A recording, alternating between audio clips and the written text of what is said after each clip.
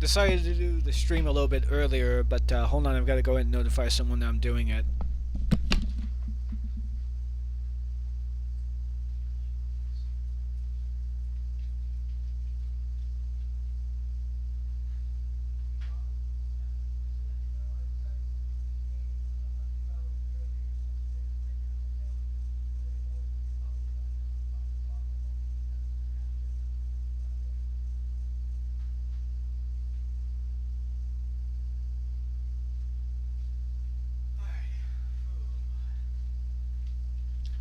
Okay.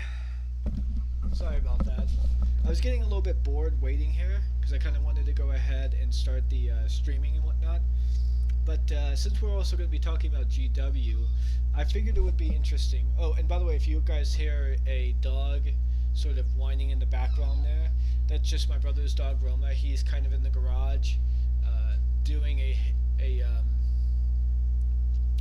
doing some woodwork and whatnot, and she has like she apparently carried with her some abandonment issues with her new adopted dog, that kind of stuff. So yeah, but I figured we would go ahead and lean in on the discussion of GW as a company and Warhammer in general with a very interesting little video here.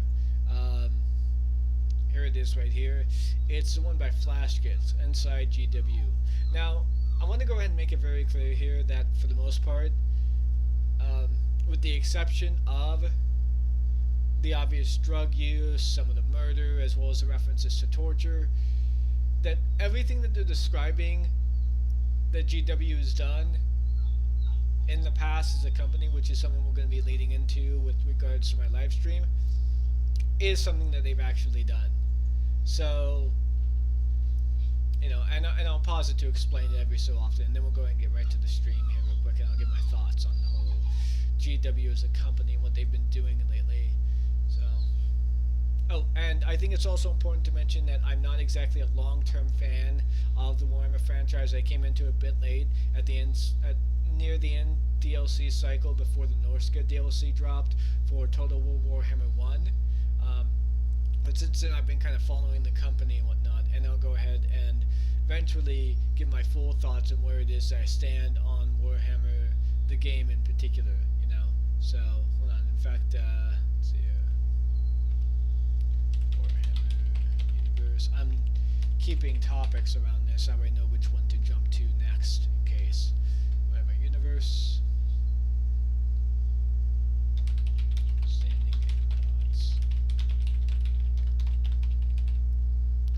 So,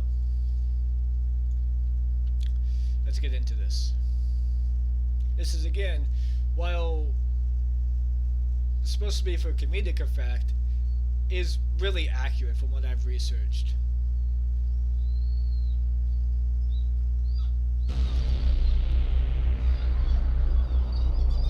Look, I know I'm new here, but I really feel like I can turn this company around. We can start by having the staff stop trying to practically hump the customer as soon as they walk through the door, and we could stop the codex creep. But I think most importantly, we should lower the prices. That's great. Thanks for the input there, Steve. For the record, real quick, I don't know if Steve is an actual, like, person who metaphorically is being used as someone who, like, got fired for suggesting that they basically do that.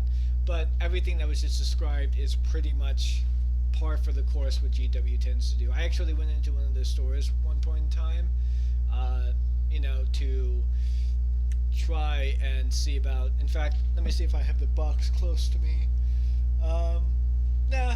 Okay. I ended up buying basically an Orion figurine there, and I tried going into the shop, seeing how it is I can paint stuff and asking them for advice on how it is I can put this thing together, because this was one of those minis that's more metal than anything else there. They were kind of helpful for that, but when it came to actual, like, suggesting that, hey, I want to be able to play, you know, Warhammer Fantasy even though it's discontinued, about the 8th edition rulebook and all that stuff and whatnot, and I'm actually going to look about getting the rulebook for the old Wood Elf stuff. Is there any way I could do that? And they said, not only can I not do that, but if I tried that, they would ask me to leave. This was when they axed Warhammer Fantasy for Age of Sigmar. Really incredibly shitty. So yeah. Everyone give Steve a hand. Right, gentlemen. Here's an idea. We double the prices and half the amount of models. That way, each model is worth twice as much to the player, and everyone wins. For the record, that's something that they do all the fucking time.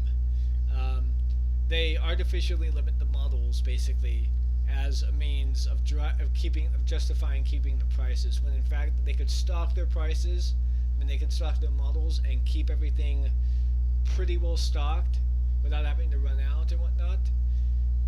Unfortunately, of course, as you might imagine, there's a lot of resales, and GW at one point in time tried to go after people who were reselling their models, or reselling old models, or just buying what they were buying and selling the models on eBay at a cheaper price. They were actually going after people who did that.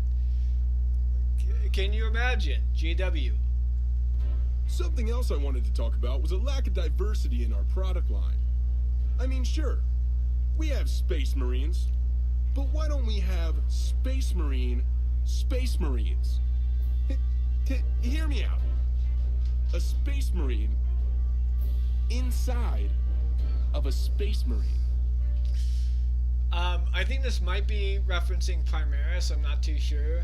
However, I'm just gonna say this right now. Look up in fact, let's do it right now.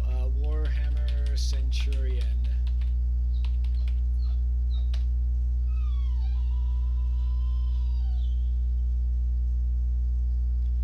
So these are the old Centurion models here.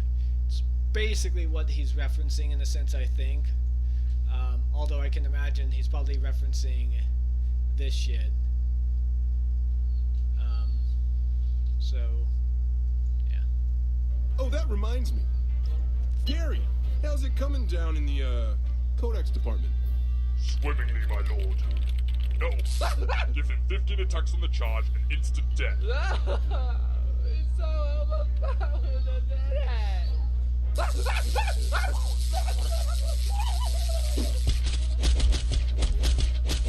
Oh, and how is that cease and desist coming for those Flash Kids animation faggots? Just great. We're having it expedited. I mean, Don's a pretty nice guy, but I hear Tom listens to Rush. And you know how I feel about Rush.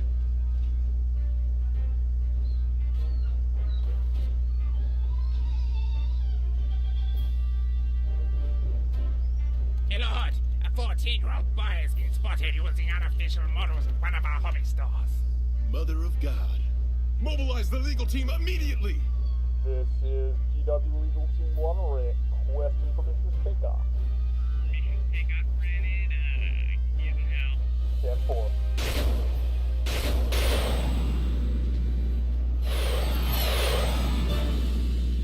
Yeah, so for my own research, by the way, that ending there, minus the planes obviously, did happen. There was a person who came in there who couldn't exactly afford to use the models. They had bought the codices and the rule books and even some of the books that they ended up producing for the fictional universe of, I think it was Warhammer Fantasy. I think this is like Fantasy or whatever that they did this to, although it could be 40k. I'm not entirely too sure. That part I wasn't able to cinch out. But basically, he bought everything that they possibly could, gave them a shit ton of money, but when it came to using the models, he couldn't do them. So he just used his own custom models. And they sent a cease and desist legal team after the person. So yeah, I think the phrase, I love the Warhammer Universe, both fantasy and 40k, but I fucking hate GW as a company, is a pretty apt description on my feelings towards GW and the shit that they've been pulling. And if I'm being perfectly honest, they're still doing that shit. So let's go ahead and get into the game here proper, and play it, and I will go ahead and elaborate on the stuff that they've been doing. Although honestly, it's probably not all that surprising given what I just showed and given what it is I'm sort of explaining, but yeah. I need to remove that overlay feature since I'm not using it anymore.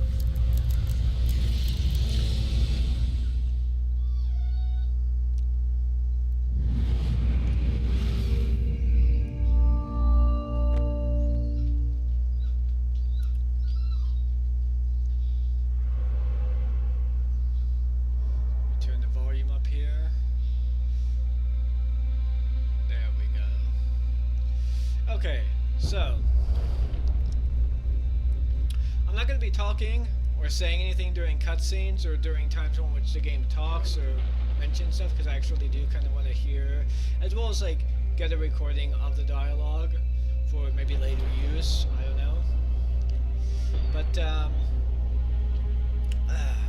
on, kind of itching down there. All right, there we go. So yeah. Oh, hold on. Let me go ahead and I guess I can't do it right now. So yeah. Go away, Roma. Shit. Not right now. Sorry, dog keeps bothering me. Do full damage to you. Be very aggressive. Expect encounters to be challenging occasionally. To inflict increased damage. Do everything you can to annihilate you. Use all the tools at your disposal to annihilate them.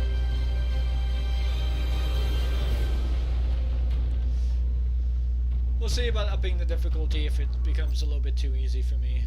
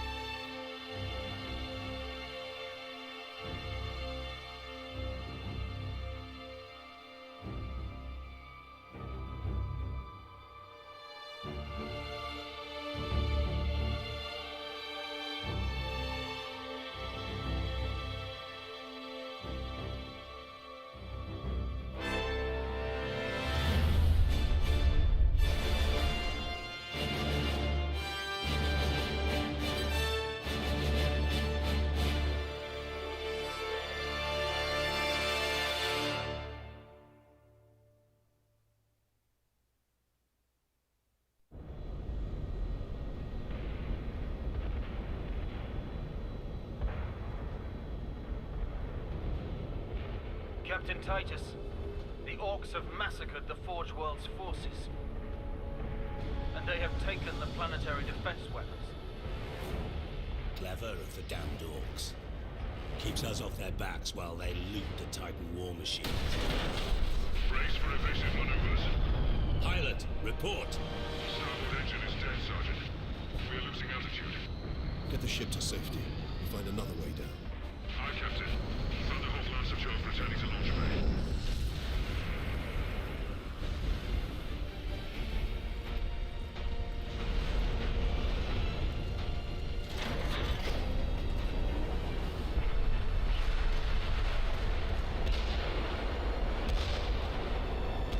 This is your plan. We need to get to the surface to take out the gun battery. Or do you want to go home already, Sergeant? Not before having a word or two with the Orcs. Is that wise, Captain? The Codex Astartes does not support this action. Try to keep up.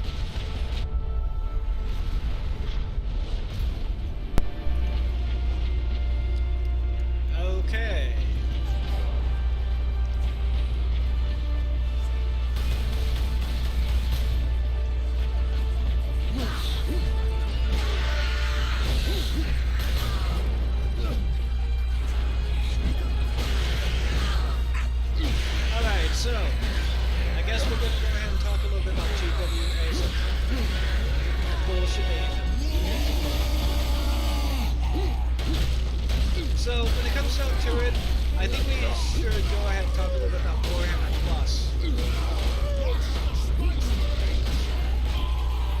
Because if I'm being perfectly honest, the whole thing is just like fucking idiotic on so many levels.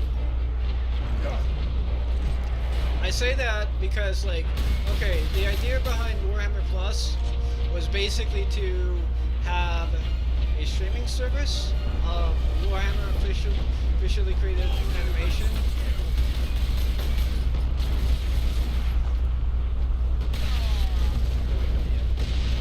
And as a result, they would create some really high quality things regarding the whole issue there.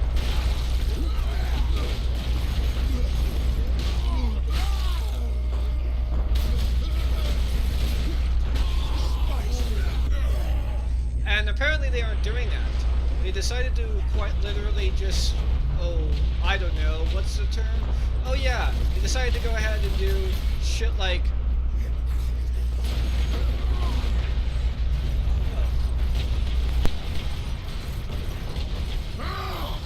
Get off my ship, Space Marine!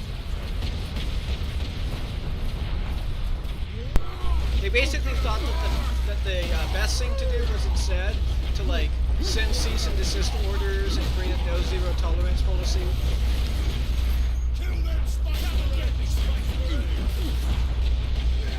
Create a no zero tolerance policy and make people afraid of producing official Warhammer. Which is really fucking shitty. As a result of this, they basically destroyed a series called If the Emperor Had a Text to Speech Device.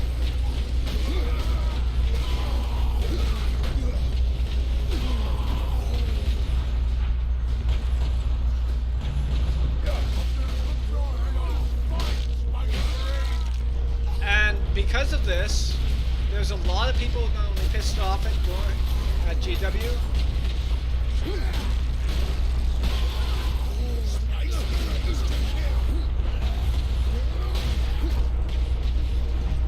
and because of that, they're no longer going to have people who are new to the entire hobby, which is really fucking dumb.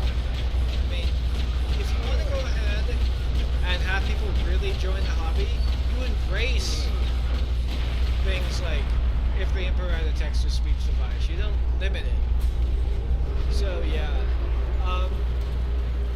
which is why it is, for example, when it came down to it, I was just really apprehensive of GW coming out in favor of certain socially progressive things. For example, trans rights, being accepting of LGBT people, being part of their hobby, interested in being more open and more inclusive in the whole thing. And I was thinking to myself, okay, what will GW do next that's going to fuck this entire thing up? What bullshit are they going to pull? Oh, hold on.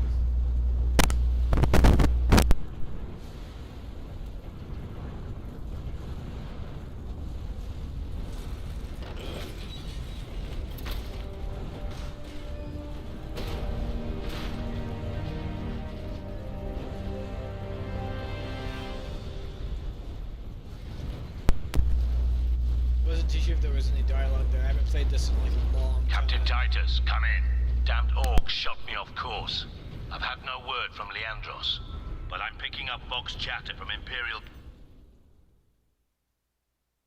Guard forces on the ground. I scarcely thought anyone would be left alive, much less still fighting. Heading towards the front lines now. I will meet you there. So yeah, my thought of like their message of inclusivity was like, okay, what is GW going to do to fuck over the fans? How are they going to use this to garner support so that way they can fuck people over? That was my very first thought, really. And of course, when it came down to it,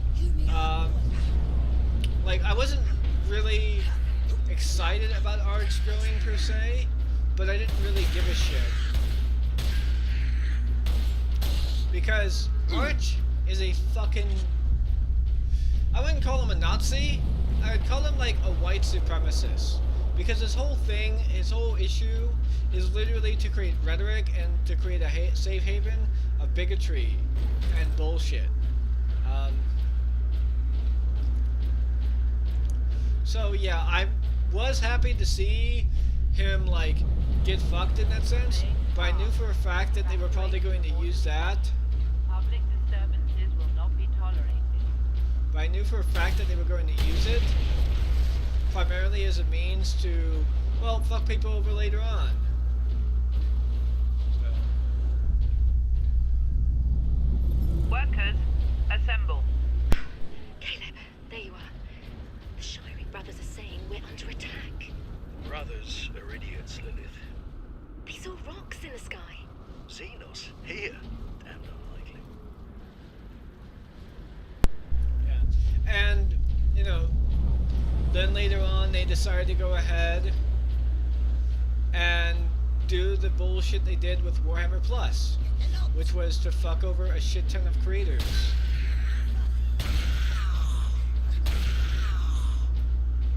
Which, if I'm being perfectly honest, has not really gone over with it very well. Apparently their stock is down, people aren't really buying too much of their models or whatever, which is fairly typical. Like when you fuck over the community, when you basically say, hey community, I'm gonna put a big slopping wet fucking dick down your mouth and you're gonna like it, everyone's gonna go, oh man, that's fucking awful. Why the fuck did you force feed me a fucking dick in my goddamn mouth?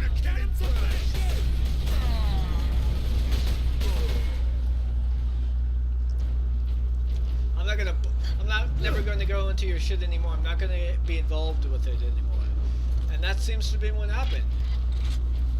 So, you know, are we really surprised that that shit started?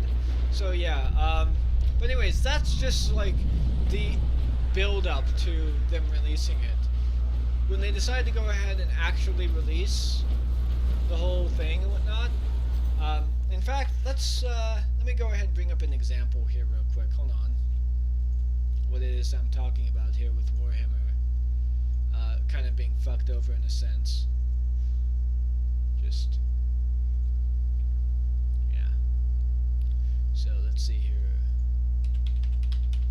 Warhammer Plus review. Oh wait, let's look up Hammer and Bolter instead, because that would probably give us a much better Hammer and Bolter review.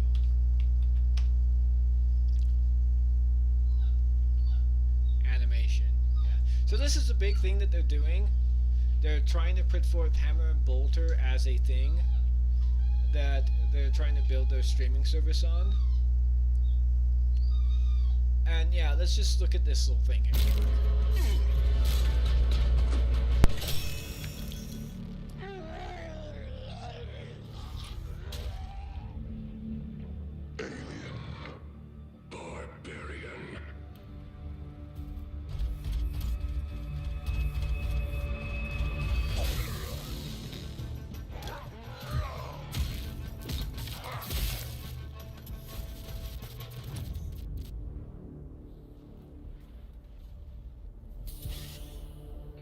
Your craft world burns, alien.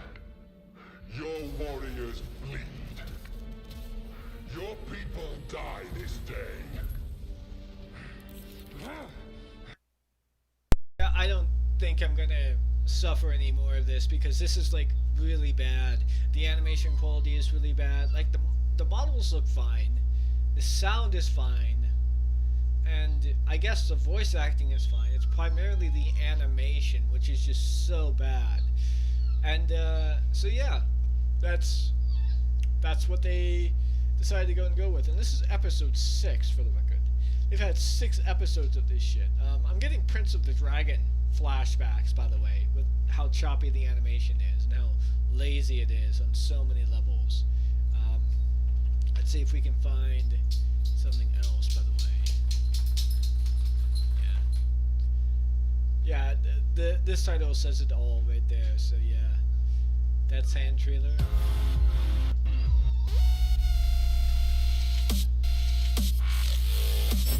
Okay, let's let's just get rid of the sound here because I don't really care for it one way or the other. Yeah, like this is really bad. I mean, it might look good because it's just like little snippets here and there, but it's mostly still images being animated in a very choppy fashion. So yeah, like to dislike looks okay, I guess. Using an extension to show this. Comments are turned off, obviously, because they don't want to hear any fucking feedback. But yeah, this is 2020. We're in 2021. In fact, when did Warhammer Plus... Let's do... When did Warhammer Plus release?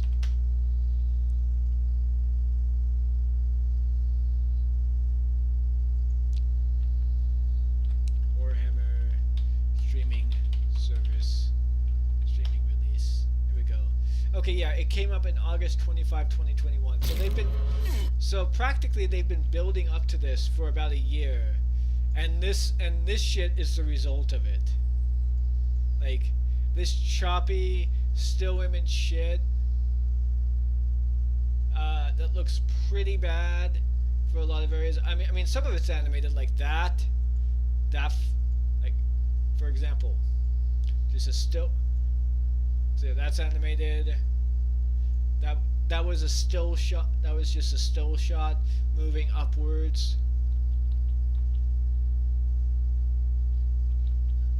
In fact, let's look at that jump real quick. Let's see if it looks like he actually like animated that jump off screen real quick, just to get the point across real quick. Hold on. Let's see here. Yeah, okay. Let's see here. Still animation right there. Still animation right there. Still animation. Oh, yeah. He doesn't even look like he jumps properly. They just like.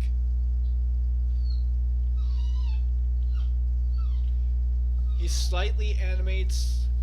Wait, is that even animated? Is that? Let me check.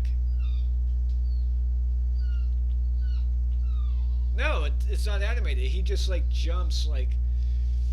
I mean, to be fair, it's Eldar, so I guess like.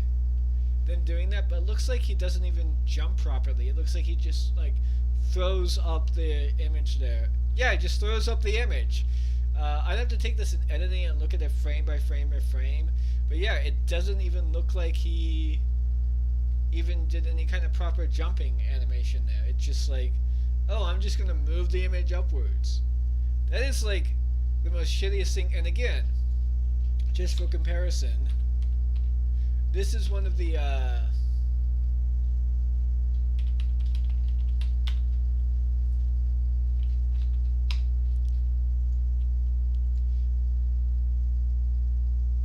this is basically see, not that. Hold on. Is this a low quality creation, or yeah, this is pretty low. Oh wait, that's right. I forgot to take out the speed there. Yeah, there we go, that's better. Yeah.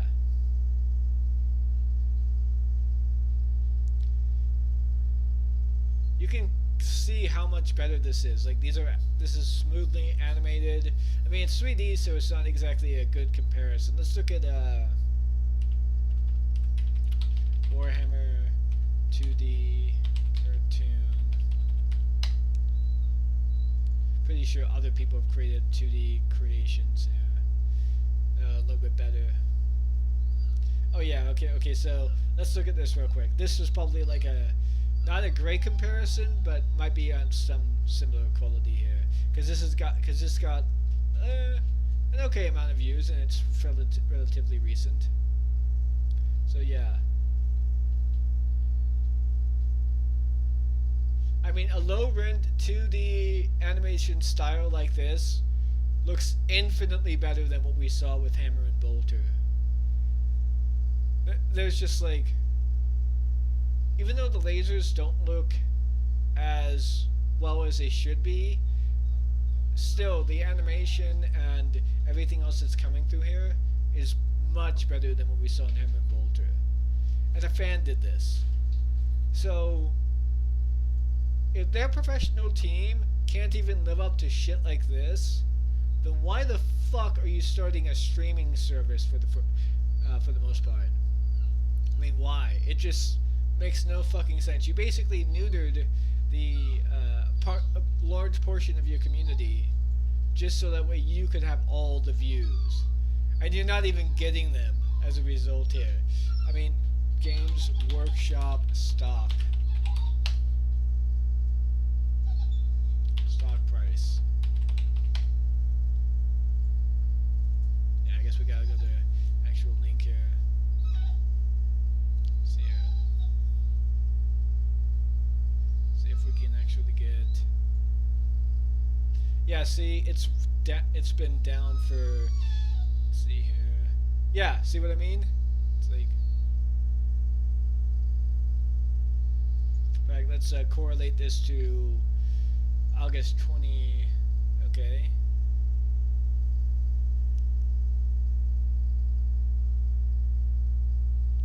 Okay, so the stock takes a bit of a dip there, then rises back up a little bit. I would assume that this is because of an event here of some kind. And then this is like right around the time when it's more of the hammer and bolter stuff starts to come. I'm streaming, but okay. Hold on. Alright, apologies about that. Apparently my brother had a bit of an issue getting in because of rug stops there. But yeah, as I was saying, it just dips and dips again and just continues to dip. I mean, let's see here. It was, what, at $163 a share, and now it's like dipped all the way down to here, to $122 a share. Gee, I wonder why this is. Is it because GW has been absolutely horrendous to its community and isn't producing any near quality to get out there? I mean, it dipped all the way down to $118 a share, but then it slightly went back up, and I imagine this is because of their statement regarding, you know, the dickhead or whatever. Or no, this is relatively recently. This is like within the last week or so never mind. But yeah, and then it went right back down. It's like clearly Warhammer Plus is a malignant tumor on the company. Clearly they should do something about that. Maybe reduce or get rid of their fan animation policy. So yeah. Oh, and I want to also point out something here while I'm doing this at the moment here, real quick. So let's see here. Games Workshop shop hires. I'm not kidding you. Snitches. Yep. So this doesn't exist on their page or whatever anymore, but basically you can kind of see what the issue is that they wanted to go and hire people to work in their workshop to get paid to identify people who don't use official models in their game, so that way they could tell them to either leave or to notify GW, so that way they could probably send out cease and desist letters. I mean, you remember that clip I showed earlier beforehand about GW you know, sending a cease and desist letter to someone like years and years back ago?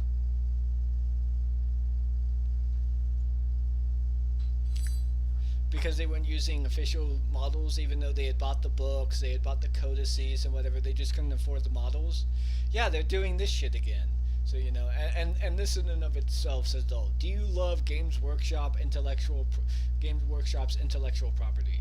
It's like, would you like to assist in protecting Games Workshop from risks through removing infringing and counterfeit products, ensuring that our customers can continue to enjoy our products for years to come? Now, I can only assume that they're also hoping to be able to do this in relation to,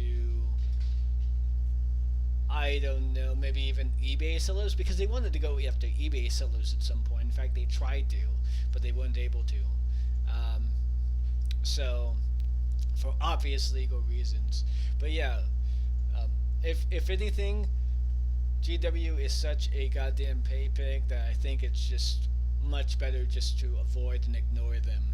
So yeah, that's kind of all I wanted to show really on that. Let's get back to the game proper here real quick. And oh, gotta bring up my little list here. Hold on. I'll do this so that way I can go ahead and keep an understanding of my topics. So, but yeah, I hope that gives a little bit more of an understanding of how it is that I feel about the humans all alone. Right there. Shoot me again.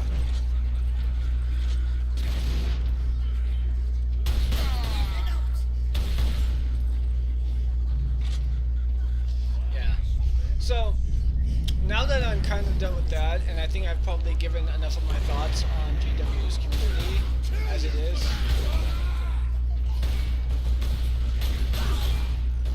I think we'll go ahead and talk a little bit about the Warhammer Universe. Like I said, I love the Warhammer Universe. It's definitely great.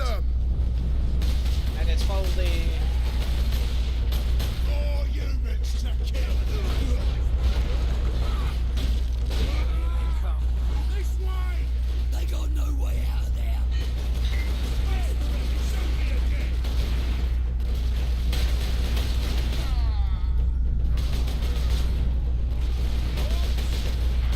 So yeah, with the Warhammer Universe, I really do like it because it's just a fairly unique one. I haven't quite... When I originally saw this stuff and whatnot, I just thought, oh, it's a Space Marine model. Okay, I know what Space Marines are, so to say. They're like genetically enhanced super soldiers type creatures. And for the most part, it's mostly just the same.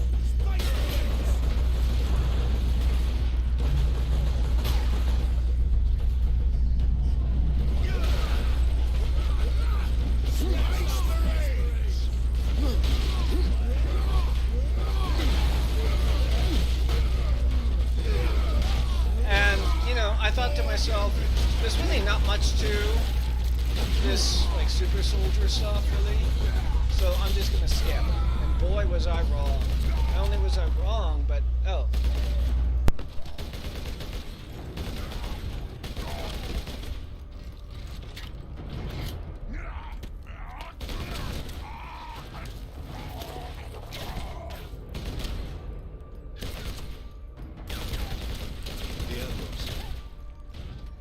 Are you wounded?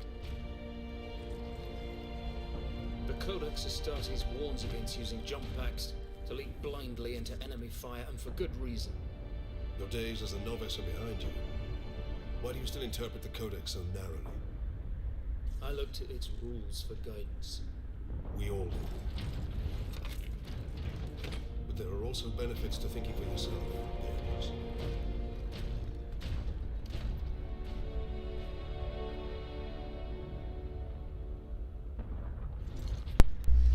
And that is kind of one of the reasons why it is I really like the Warhammer Universe.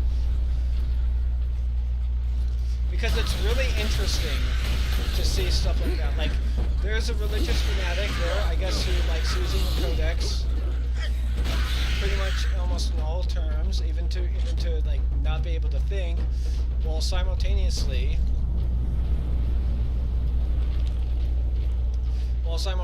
he's told, no, you need to go ahead and think for yourself from time to time.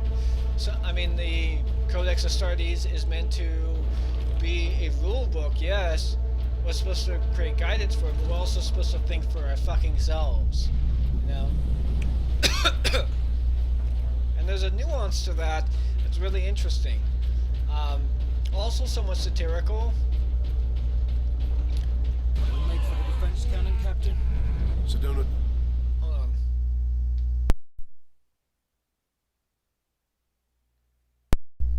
Alright. Picked up local Imperial Guard communications. They survived under the shadow of that gun. I want to know how. So yeah.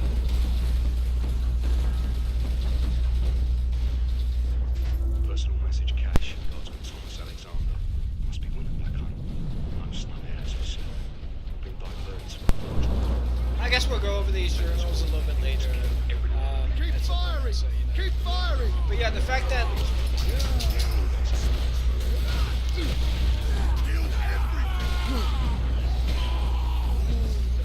many of these sort of super soldiers, if you would,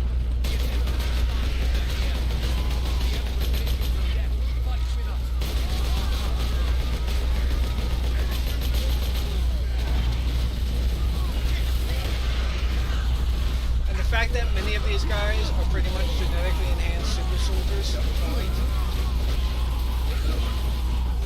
to the point from which they can kind of trace their lineage or their genetic lineage to the Emperor in some fashion or another, due to the use of the Primarchs, is really fascinating. My lord, you have saved us. Rise, Guardsmen. You saved yourselves. We thought you did. We would be, my lord, if not for the lieutenant. Where will we find this lieutenant? At the front lines. Follow the trench network to the lieutenant's command bunker. Carry on, Guardsmen. We rendezvous with Sidonus, then we find this lieutenant. We need updated intel on the gun battery. Through here, my lords. Head out the upper level and continue through the plaza. The bunker is beyond that. So yeah, I'm gonna go and turn on the subtitles, primarily because I kind of don't want to go back to this stuff here. But yeah, let's look at the server logs for the Guardsmen journal. Yeah. Personal message cache. Guardsman Thomas Alexander. Must be winter back home. No snow here, that's for certain. We've been diverted to a forge world under Orc attack. The defenders are all dead. The Orcs are killing everyone on the planet. And we're the only Imperial Guard in the sector. The fleet's on the way, but are a couple of weeks out. We're in for a hard fight. Okay. Workers, assemble. Caleb, there you are. The Shiring brothers are saying we're under attack. The brothers are idiots, Lilith. They saw rocks in the sky. Xenos? Here? Damned unlikely. Okay. Well, it looks like they were fucked. I hope they got out at the very least. But yeah, you know what? The Guardsmen are particularly interesting because, you know, as you can see here, this guy, I wouldn't say towers over them. He kind of should. The Guardsmen should kind of come up to more or less here. Like just the top of the stomach here. Rather than anything else though. But you can see he kind of just... He's basically a foot taller than the Guardsmen. Which, like, I guess could be a thing, but Astartes are like 9 feet tall, which would make these Guardsmen about 8. A few hundred against 1,000,000 orcs, and they fight on. Only a death. No. Get off! My legs. I can't feel my legs. I got to see a space marine before the end. God, Emperor. Watch over those who fight in your name.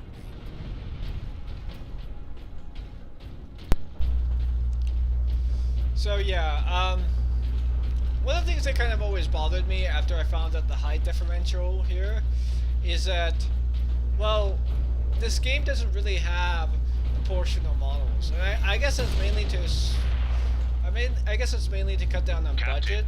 I'm in position at a broken monument near the guard lines. But yeah, I mean the game is great if a little cheap in some areas, but I guess the cheapness kind of adds to. I guess the cheapness sort of adds to it all, so you know.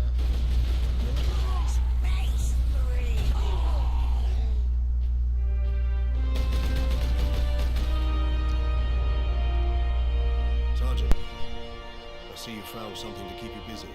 Worry not, Captain. I've saved some orcs for you. The orcs have got that gun well defended, no mistake. But typical Orc behavior would be to dismantle or destroy the gun. And certainly not use it to keep our forces at bay. There's a strategy behind it. Their leader is no fool. This day is getting interesting. I may have encountered the Orc during our jump to the surface. That was the Orc ship I saw crash near here, I take it. Did he survive? If the Horde hasn't turned on itself, it's still under his control.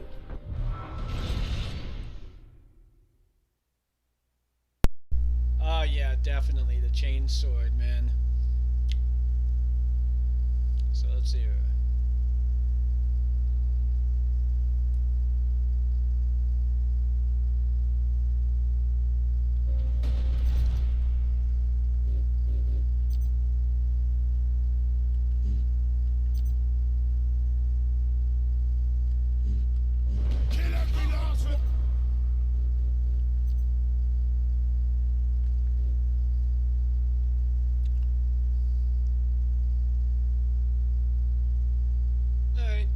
That's good to know then. Foot stomp is a pretty viable strategy, I guess. So yeah.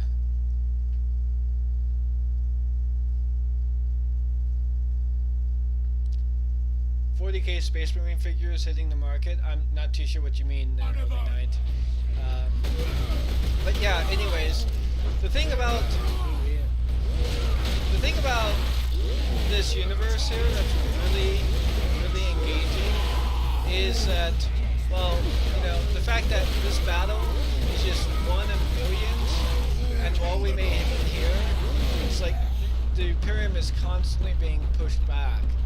And while that obviously has changed in terms of, shall we say, the lore that exists now, because, you know, this was made way before the Primaris stuff. This was kind of before Gilliman's time and all that. I think it's important to, like, I don't know, understand that the Imperium is constantly losing. It's not exactly in a state that's very, how shall I say, it's not in a state where which it can win very much, so.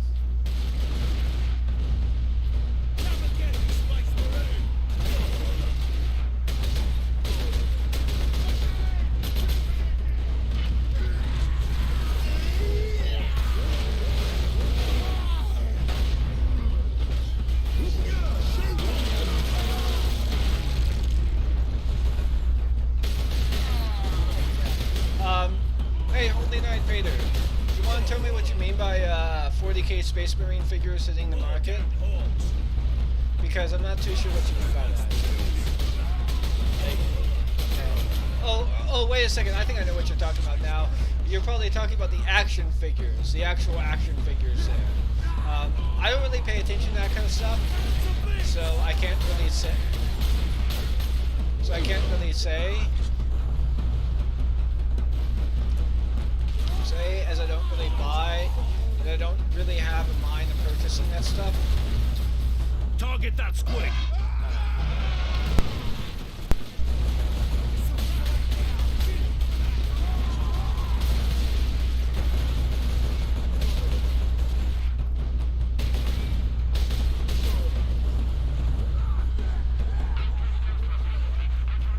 Hold on. So yeah, I don't really have much thoughts on it.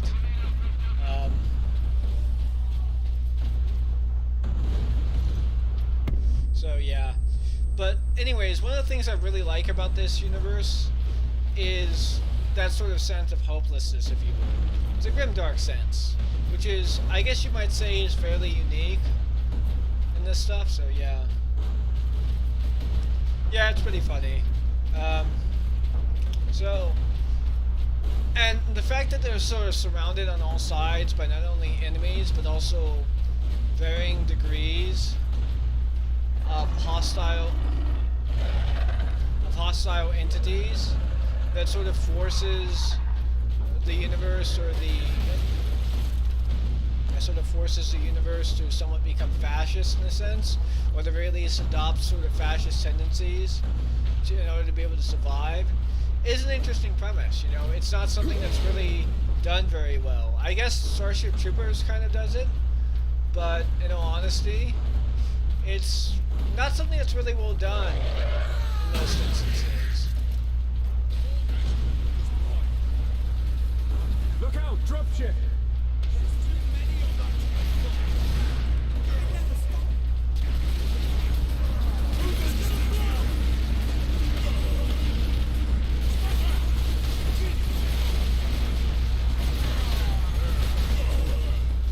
So yeah, and that's not even getting into various factions like the Adeptus Mechanicus, for example.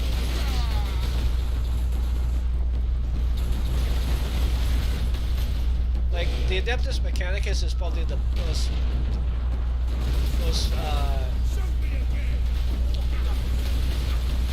best, you know.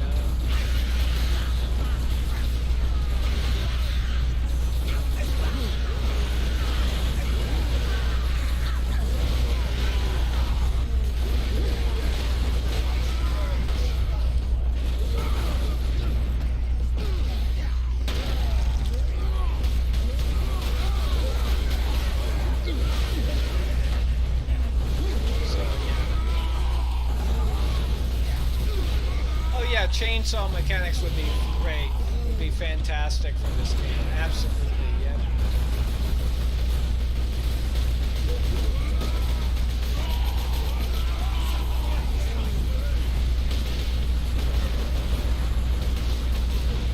Guardsmen, do your fucking job already, shit. Dropship incoming!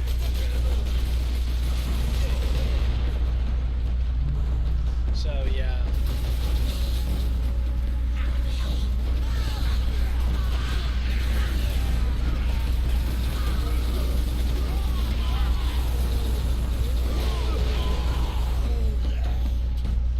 Stun a fucker.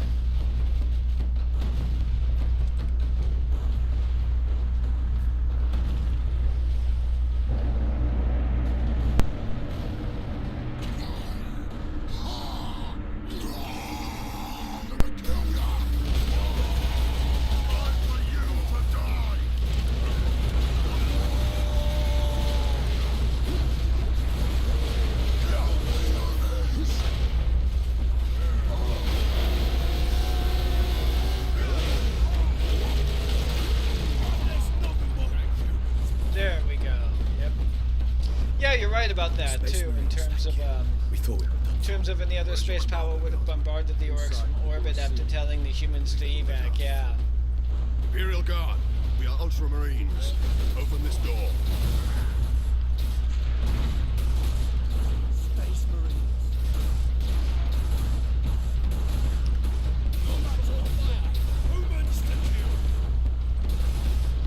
Really? Won't let me. I think I found a flaw in this particular thing. Won't even let me. They're just shooting it. Okay. So yeah. Yeah, this game is pretty good. So yeah.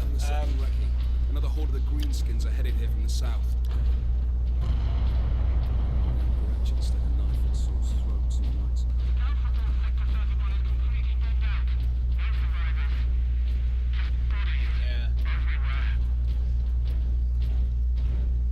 I mean, there isn't quite a universe like this particular game. So,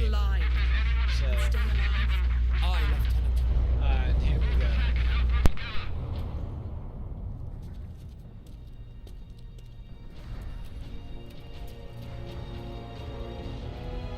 Thank the Emperor. 2nd Lieutenant Mira, 203rd Cadian Regiment. Captain Titus of the Ultramarines. You are in command. I'm all that's left, my lord. Unless my commanders rise from the grave. So far, they seem content to stay put. Lieutenant, the scouts have returned to forward base. How many? 2. Damn. I sent out 10. That damn gun. We don't have the numbers to make an assault. And as you might have seen, it's shooting down all our support vessels. That is why we are here. Leave the gun to us. Come with me, then. I should warn you, my lords. We've got a slight orc problem down here.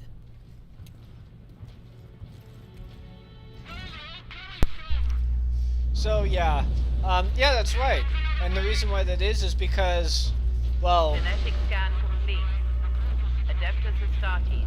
Access authorized. well, the reason why that is, Holy Knight, is primarily because, well, the Imperium lost the ability to manufacture, like, or recreate some of these facilities.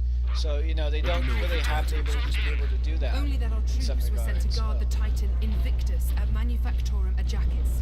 That was 2 weeks ago, and we've lost contact with them. We need to reach that Titan. Your fastest route is across the rail bridge behind the gun complex. It leads directly to the western gates of the Manufactorum.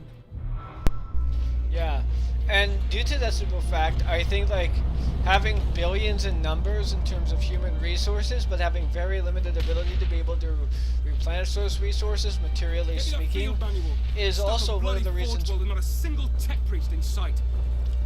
Is one of the reasons why it is, for example, that the Imperium kind of finds losses like this acceptable in terms of mass losses. You know, if the Imperium wasn't so big and so plentiful with human resources, then the human resource loss might actually be more crippling to them than, well, everything else and whatnot that they sort of end up losing.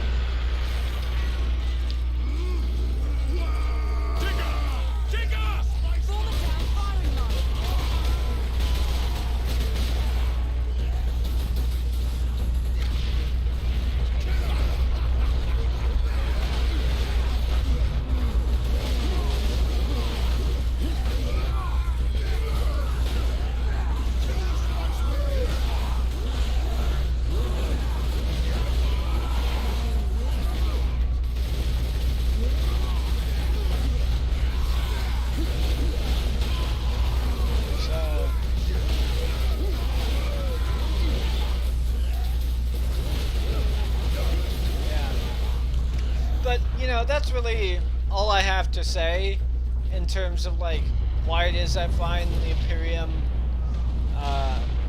you know, the Warhammer Universe somewhat really fascinating. So, you know, but there's also the satirical element to it.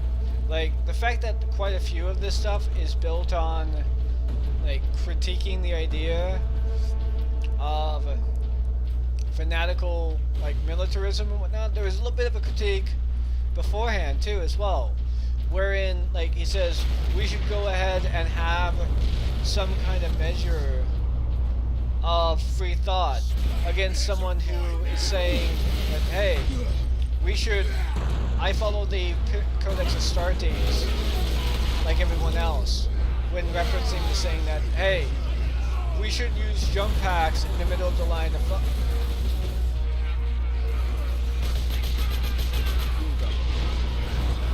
of the line of fire and whatnot. You know, and it's like saying, dude, think for your fucking self.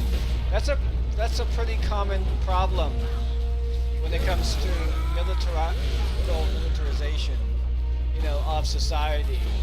You know, especially amongst fascism, because fascism doesn't really promote the ability of independent thought. You know, it promotes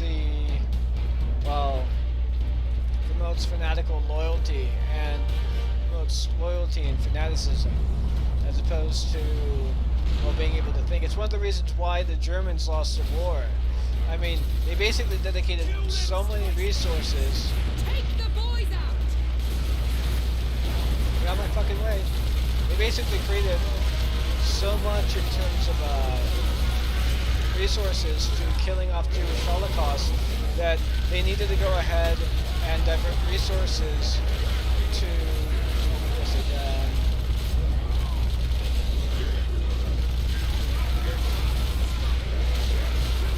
you know, they needed to be able to resort to the resources to the front line, but because they were so fanatical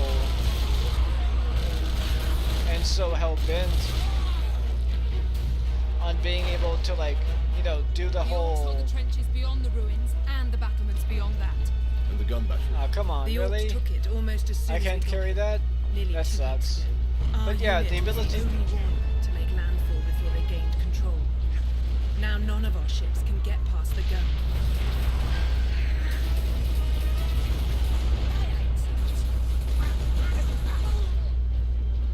You know, So yeah, they wanted to kill the Jews and commit to the whole Holocaust shit, rather than actually winning the fucking war.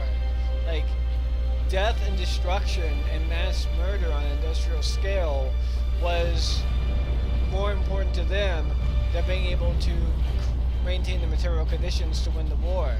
That was the fucking Nazis for you. That was the downfall. You know, in fact, the military had great commanders and generals that, by and large, won in spite of the Nazis. If Rommel hadn't kept his forces, most of the military at bay, and told Hitler that no, we're not going to go ahead and go on the suicide run. We're going to go ahead and keep our forces back, and we're going to surrender afterwards because you guys are just fucked. You know, we're not going to do this bullshit of doing your, you know, doing your bit there. Then the Nazi military, was it the military completely, hold on.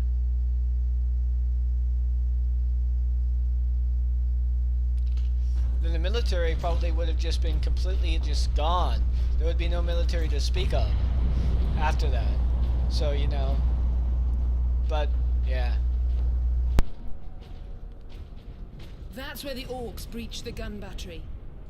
We haven't been able to make it inside the wall. There just aren't enough of us. You have survived this long on your own, Lieutenant. You have done well. But you are no longer alone. We will retake the gun. You will get your reinforcements. I'll hold you to that, Captain.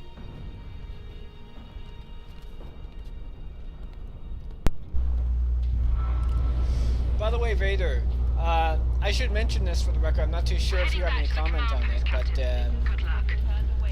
but one of the things I mentioned beforehand was that the what was it that I said? Ah, fuck! I forgot what I was gonna say now. Shit. So, yeah. But yeah, that's really all I have to say about the universe itself and how interesting it is.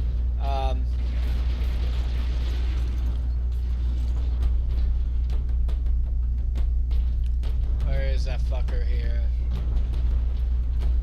But yeah, so I guess next on the list is Warhammer Satirical. So the satirical element, I guess, is what I'm kind of getting into. And I think it's pretty obvious that the Warhammer is kind of a commentary on the socio-political or economic issues of fascism. Because, you know, there's a lot of fascist imagery being put forth into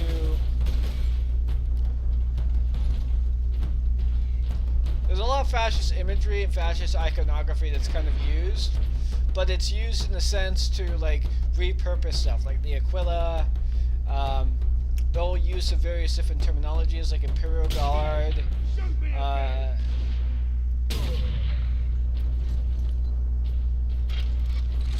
you know, the use of certain what was it?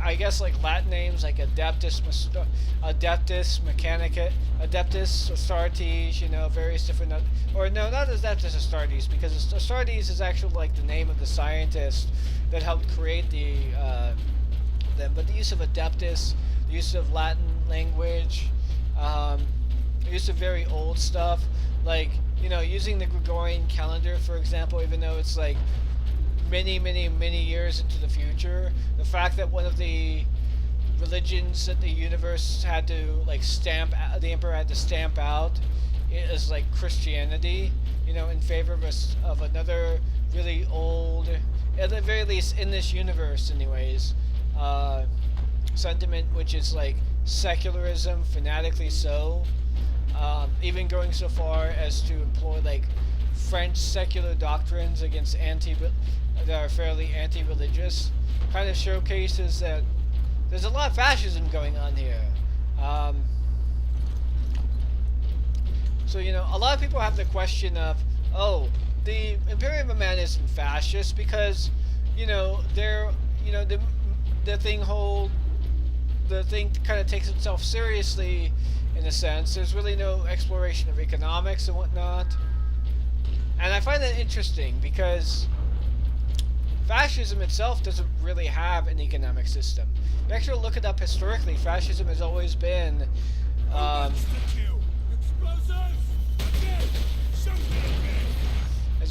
basically defenders of private property and you know, have been reinstators of capitalism.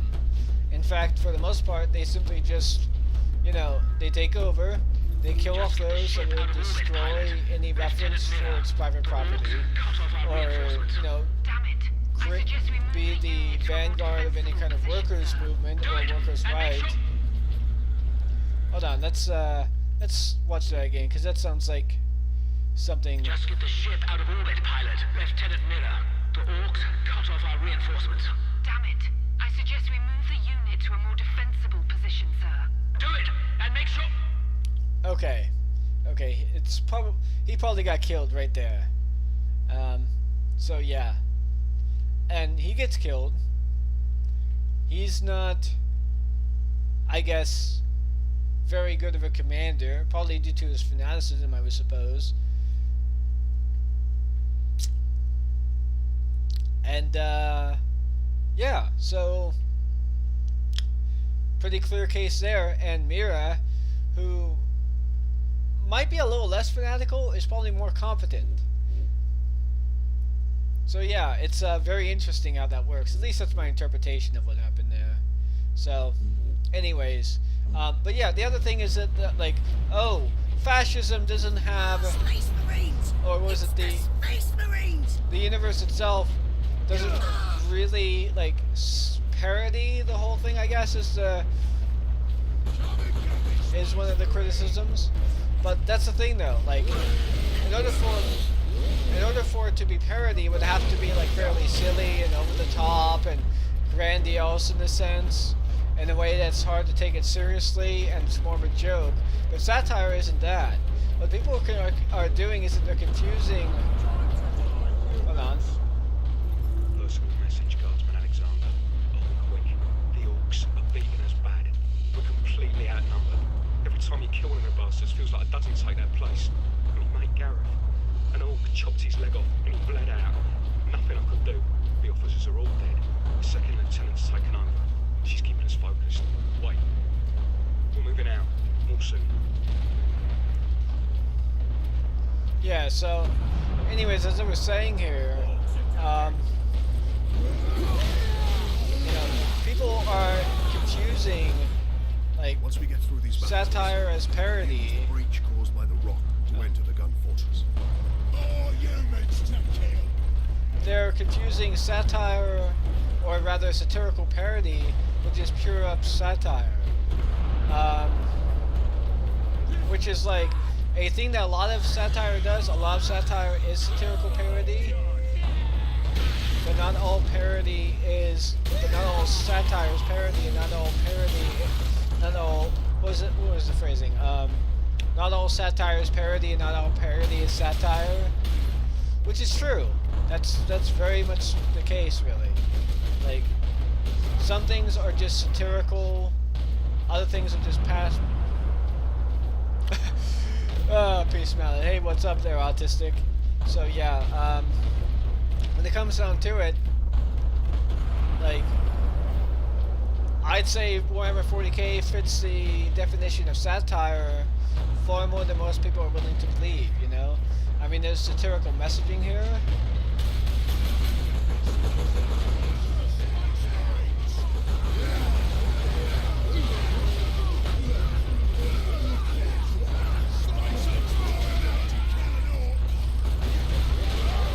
You know, there's satirical parody, you know, that does kind of come off, I guess, in the Caiaphas Cain novels, if you want to put it that way, fashion. But a lot of it is played straight. But just because it's played straight doesn't really mean it's not satire. So, you know, I wish people would, like, get that through their head, I guess, in a sense. Oh, my bad. Sorry about that, Leandros. But you know, this was sort of the subject I dealt with in my Raven Knight response sort of thing, and I hope I can make that very clear here. You know, the question of did it start out as satire though is another question, because I'm not entirely convinced by that. And the reason why I say that is because, well, the entire thing began as a tabletop game, so you know. I'm not too sure about that, honestly. That's going to go into my next subject really quick, which I'm kind of getting to. In fact, that would probably be a good segue for it. But I'm not entirely too sure whether or not, well, it's used a lot to lure for fascism, because it kind of assumes that like the majority of the community itself of Warhammer is composed of fascists. That's probably not true. Like, that seems a little bit of a stretch though. But what I do think is probably true, more or less, is that fascists will use 40k as like a vehicle for their own fascism. That I think is true. So, you know, in terms of take to the high ground, Captain. We will deal with the orcs down here. So yeah. Satire of its own fan base, that's a good one.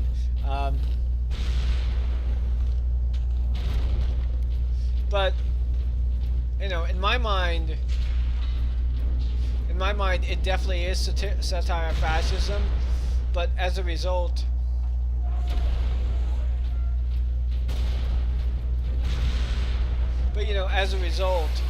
there's probably not going to be much. There's probably not much in terms of the way of lasting communication, because clearly there are people who have kind of lost the plot in this regard. You know, there's clearly some miscommunication going on and some problems here in that sense, but you know.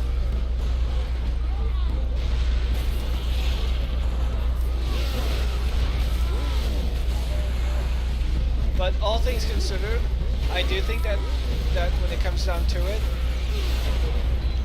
it's clearly satire. You know, but you know, in terms of the Imperial Man, the rest, however, is a little bit up. It's a little bit up to question, like, what is the Tower satire? Well, some people say communism, but that doesn't make any sense because there are no worker cooperatives.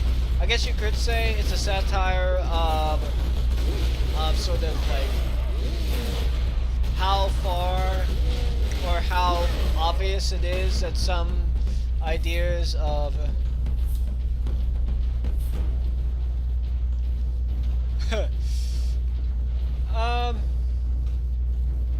some LGBT people use communism as a vehicle for their beliefs, but that doesn't mean it's an LGBT movement. Yes, that's a pretty good idea. That's a pretty good point there. Yeah, you know, with other factions, I'm not too sure if fascism is the right word for them. Like, the orcs are like satire of football hooligans. The Tau, it's kind of up in the air there because, you know, there's really not much in terms of workers' rights. Maybe it's a satire of not communism specifically, but more or less the equality. How it is that, you know, the message of equality that communism uses can be used against its own goals, you know, and how it can be used to justify some pretty heinous fucking shit, like, you know, sterilization camps and whatnot. It's fairly the Tau are fairly like xenocentric. Like, they're interested in sterilizing the human population whenever they get into there and whatnot. I'm not too sure about that. I guess it depends on what it is and where it is you're referring to. Like, you know, rainbow capitalism is definitely a thing that communists use to critique, like, the use of social movements and everything else there.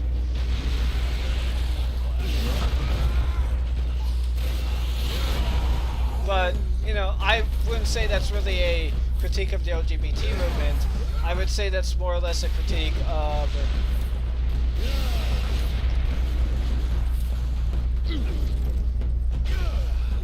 That's a critique of the all-encompassing nature of capitalism, how it will literally take other movements here. How it will literally take other movements and try to hijack it for their own financial interest, while at the same time not engaging in any meaningful economic or systemic change.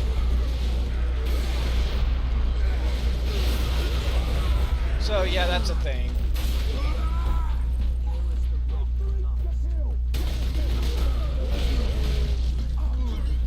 But yeah, so room for that jump back. That rock delivered the orcs right into the gun fortress. So yeah. I really hate Warhammer is whenever I'm talking about completely unrelated, they start randomly scaling every character to outerversal and go, can he beat God Emperor though? Yeah. Yeah, some of the lore sentiments are just not exactly conducive to a healthy type of conversation. So yeah. But anyways, I guess it's more or less the versus battles mentality. So yeah. But anyways, let's talk about Nazis real quick. Specifically the influence of Nazis in the community.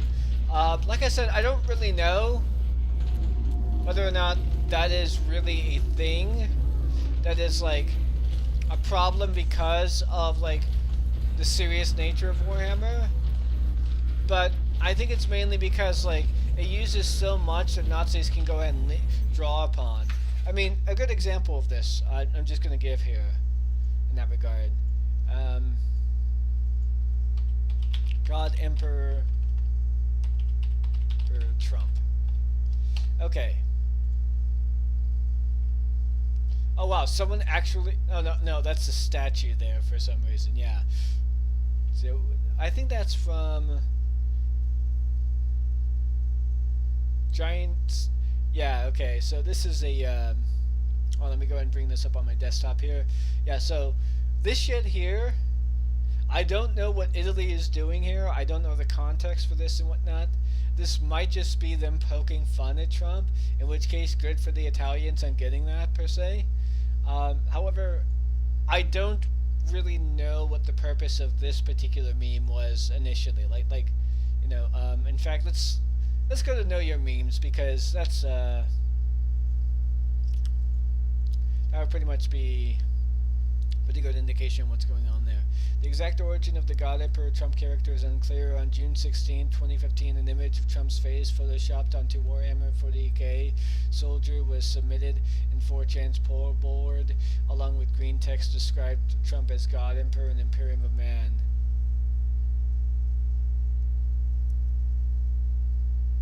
Okay, let's look at the actual citation for that real quick. If civil war kicked off tomorrow, yeah, okay.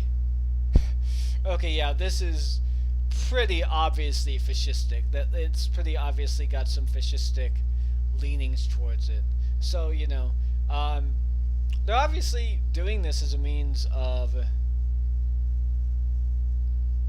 Hold on, let's go ahead and just read this a little bit here real quick. If civil war kicked off tomorrow, I would fight and die and serve him as God Emperor of the Confederacy. Really? Okay, but keeping that in mind, if Rand doesn't make it, I will be voting for Trump, and here's why. Okay. Said that we should be fucking tariff other countries.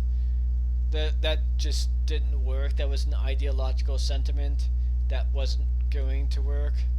Like, the terrorists failed, so yeah.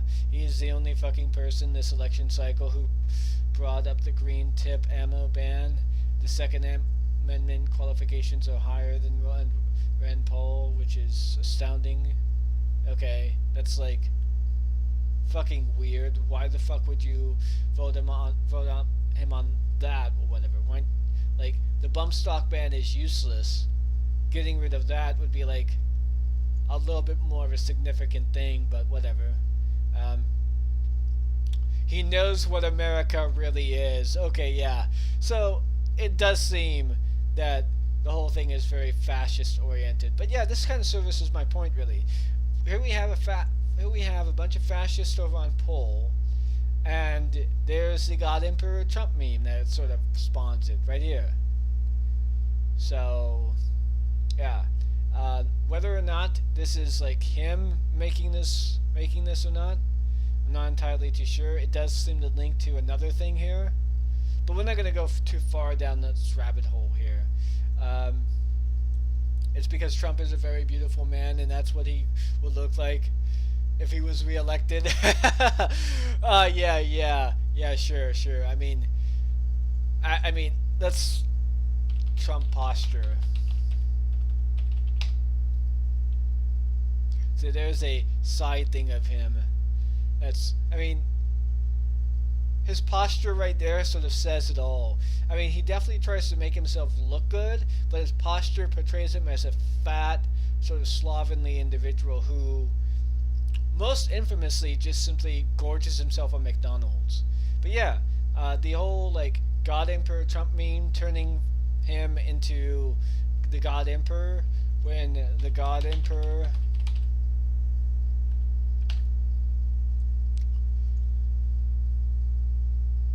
when the God Emperor is stuck on a throne and the machinations he created end up making him look basically like this, a corpse on a throne whose dreams of the Imperium completely and utterly... No, I don't actually believe that Trump is fit at all. The only reason why you probably believe that was because you're probably remembering Trump during his WWE days or whatever. If you remember though, in those sentiments or whatever, Trump never had any kind of extensive running in the ring or whatever. He never did a full-on match. He would always show up. He would be a guest there. He would do like a move or whatever in there, and as a result, he would look cool in that regard. But all things considered, he never actually did any of the really huge things that wrestlers did that kind of required them to be fit doing it. I mean, a lot of the wrestling moves, let's be honest, that Trump did were not even designed to hurt him as well. Like, it's very clear that he was just a guest, and he never really was extensively within the ring itself. If he was extensively in the ring, that would make a bit more sense, but he never was. So the Emperor of Mankind is more akin to a fedora tipping atheist. Although, while I can kind of see that as a valid interpretation, I don't particularly agree with that. I think that the Emperor of Man, if I'm being wholehearted here, he wasn't a fascist. He was an individual who utilized fascism in some regards because he saw that humanity was going to fall apart if he didn't. And he obviously did a huge calculus that only he could possibly do, wherein he realized that I can't do an equality stance because that fucked us over in a lot of ways. There was an alliance, by the way, within the lore itself that basically had humans and Xenos getting together to stop the uprising of the Men of Iron, as well as like the whole AI civil war and whatnot. And once that ended, like, everyone sort of went off their own merry ways, and Slanesh was born soon after at some point in time. Psychers started appearing throughout the galaxy and all that stuff around the same time as well. So, and just like, as you might imagine, the Alliance just didn't work at all, and as a result, that kind of fucked them over in such a major way. And humans are now very distrustful of Xenos, so they can't really do the whole equality message because that would bring in people who are Xenos friendly. Not to mention, like, Xenos created Slanesh, you know, the Eldar did. So that's kind of a good reason why not to include them in many ways. And besides, abhumans, there are some abhumans that are fairly Xenos, that are probably as close to Xenos as you're going to get. What was it? Let's see here. There was a specific abhuman that looks really, really Xenos. Let's see here. What was I thinking? Oh yeah, the cat people 40k.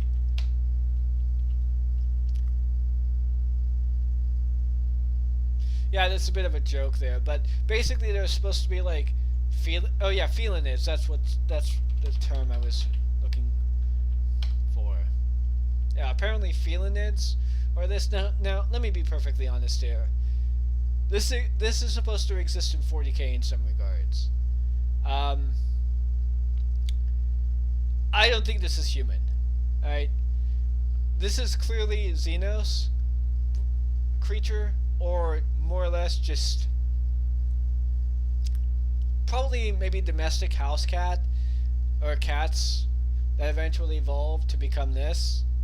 So, you know, I can't see a human devolving its genetics into this. I mean, we are not related to caniforms in this fashion whatsoever. We're just not. So, you know, I find it hard to believe in this regard. But given the humanoid form and everything else and how humanoid it looks, I can see people being more accepting of this under, well, the whole no Xenos policy and fascism or whatever, as opposed to trying to push the message of equality and then failing and people rejecting this. So, you know, there are certain calculuses you actually have to use. VOH, FYI. I'm not too sure what that means, Borden. Could you elaborate there? So yeah, as far as I'm concerned, though. Oh, by the way, real quick, I almost forgot to mention the other reason why it is I don't think that Trump is fit at all is because, well, he gorges himself on McDonald's and cheap fast food stuff. That stuff is not going to be conducive to a healthy body whatsoever.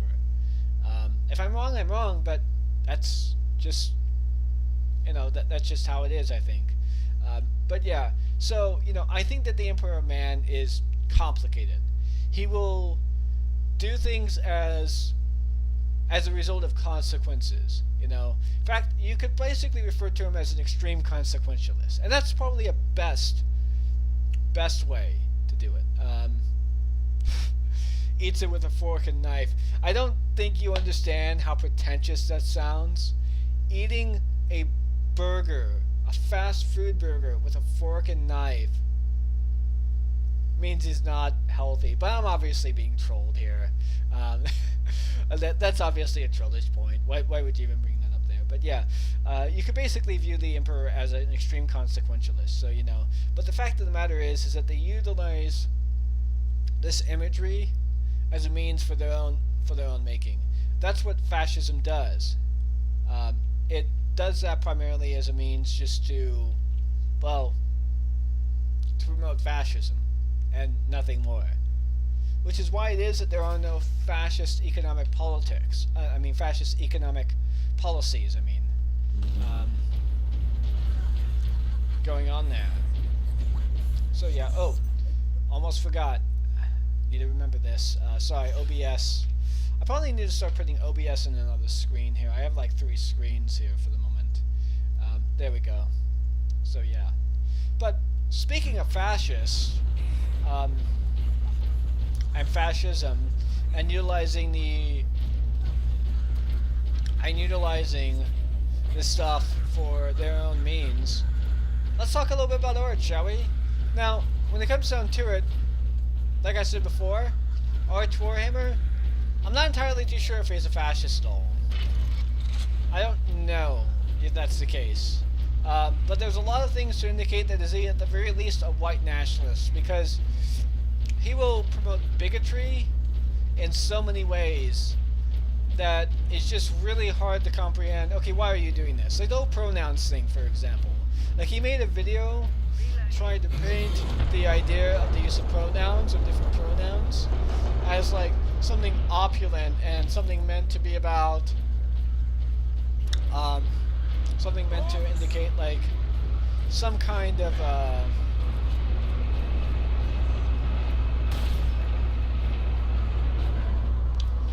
some kind of element of status, as if only the privileged in Warhammer 40k would use this kind of stuff. Which it's like, non-gendered pronouns are irrelevant to things like the Adeptus Mechanicus, which he did mention. I will admit that is something that he did do, and I'll give him credit for that. But when it comes down to it, it's like trying to make it seem like that. He basically described the idea of the notion. Oh. Clearing this place will take days. Those guardsmen cannot survive that long. We'll find a way to destroy the gun. Oh, don't worry, I'm going to get into friends later, but I'm just going to be talking about the opinions for a second.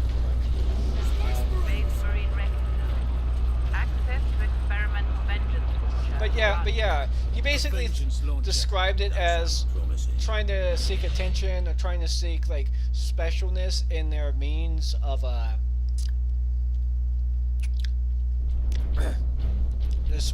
sort of specialness, if you would, of it, and then they would change pronouns and change references and change identities every few fucking days just to keep at the top of the uniqueness. But that's not what fucking pronoun people do with like non-typical pronouns or whatever, or non-binary pronouns or pronouns that are non-gendered or whatever. They just don't feel comfortable being referred to as the whole binary of male and female, of he, him, and she, her. Some people feel more comfortable being referred to as they or them. I'll be honest, the whole it's sort of thing or whatever is a little bit weird for me, because that's referring to a thing, and I think that's more or less contributing to people's dehumanizations than anything else, really. But that's just my take on it, really. That's, you know, I don't like pronouns that refer to people as like non-human, whatever. But you know, if you really feel that way, I'll be like, okay, fine. You know, I don't have to like it, but I guess I'll do that. But yeah, that just makes no fucking sense. And then there's this whole thing on Black Space Marines, which was like kind of pedantic, and was really just untrue. He basically said that, oh, all Space Marines will become the race of their Primarch, will become looking more like their Primarchs, because that's how it works. It's like Melter charges. Put those in the right place, and this whole fortress will come down. That's like, that's not how that works. The gun shells. Leandros, you do the chapter proud. You know, if a person became a Space Marine, they would not become Caucasian if they were like in the Ultramarines. If they were part of the Ultramarines, okay? They wouldn't really be like that. If you are, for example, a Black Blood Angel,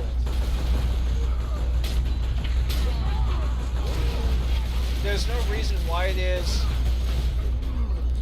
a Blood Angel there would just suddenly become white and have pale skin or whatever. Unless it's like literally a genetic defect of the chapter with the gene seed and whatnot. That's not really a thing that would happen.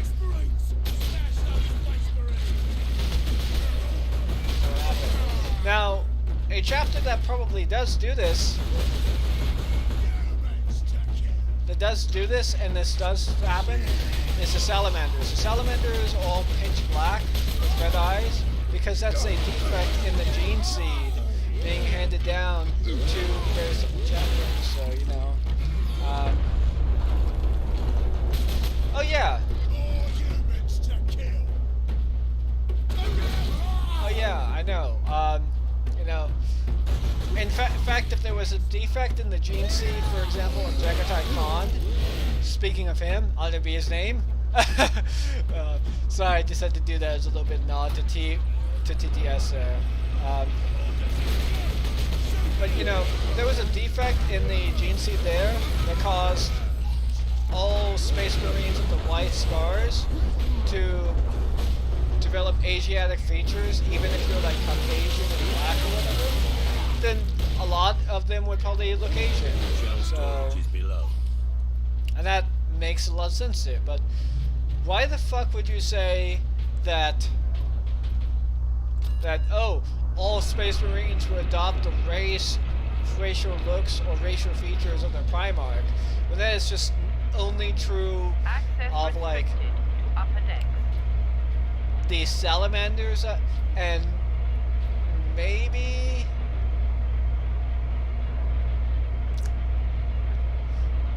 the White Scars.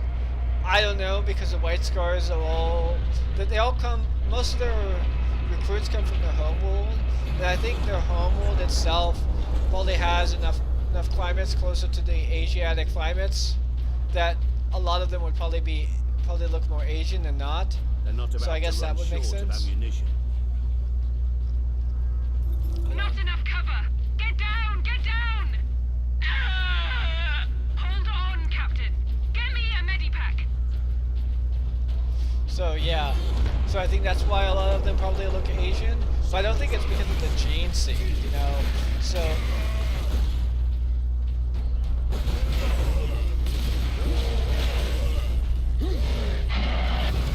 damn. God damn.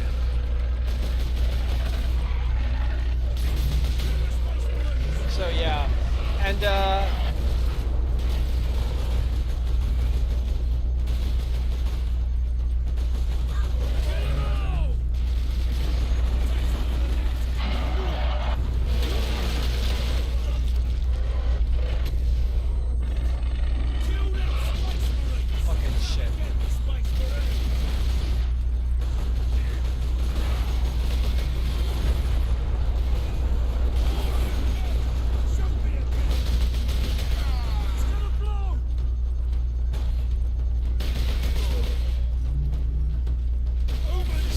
concentrate a little bit here real quick.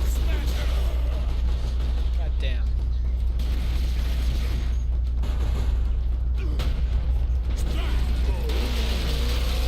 There we go. So I had to do that there. So yeah, I mean, you know, an Ultramarine who gets joined there and is black is perfectly fine. In fact, let's go ahead and go through the initial, like, claim that he did there real quick in the video. So, Arch, Black, Space Marines.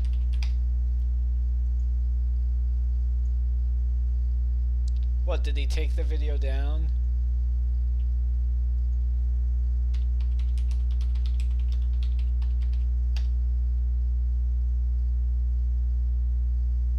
Yeah, I think he took the video down. So, if it was a really... I mean, given all the lore problems I just suggested, it's probably...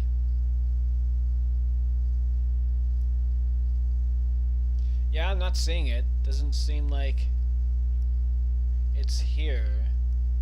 Huh. Well, if he took the video down because it was majorly cringe and he was so inaccurate in the lore itself, would make sense, you know? But I want to say here real quick, for the most part, that I get why it is that Arch became popular, so to say.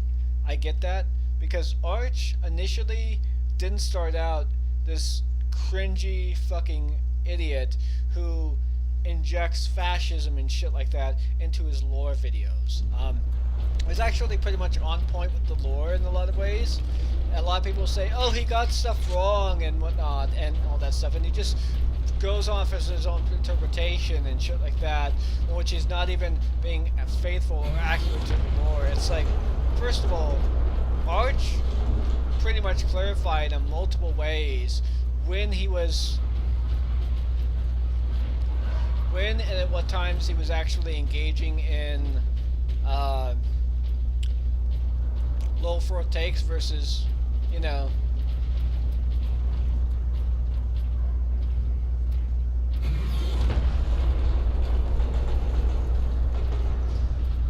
I don't know about that, honestly. I don't know if like what he's doing with the wiki is any better.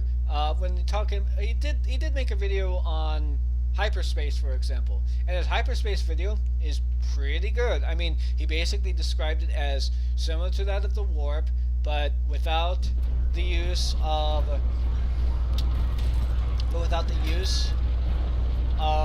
like, you know, going into another dimension of hellish creatures. But you know, his description in that sense.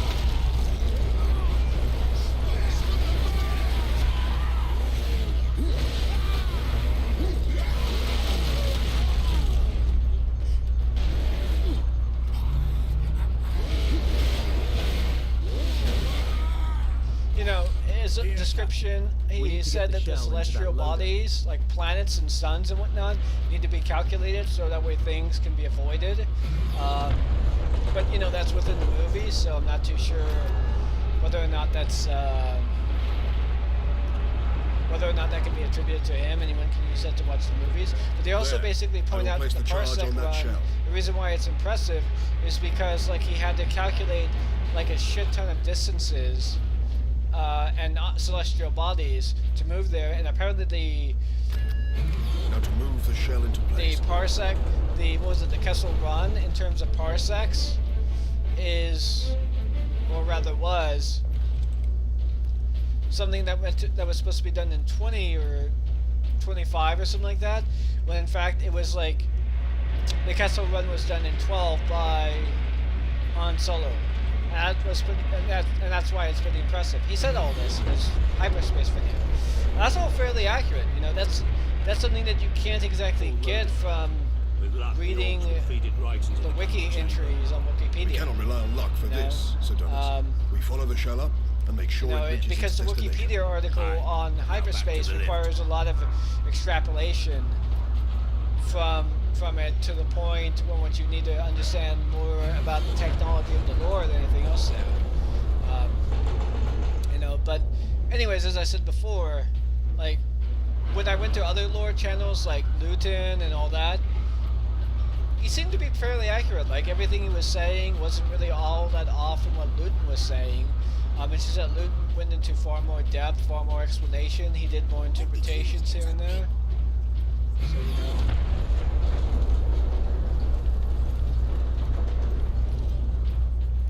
So, yeah. Unfortunately, when it comes down to it, like, he started falling into fascism. And I assume that some of this has to do...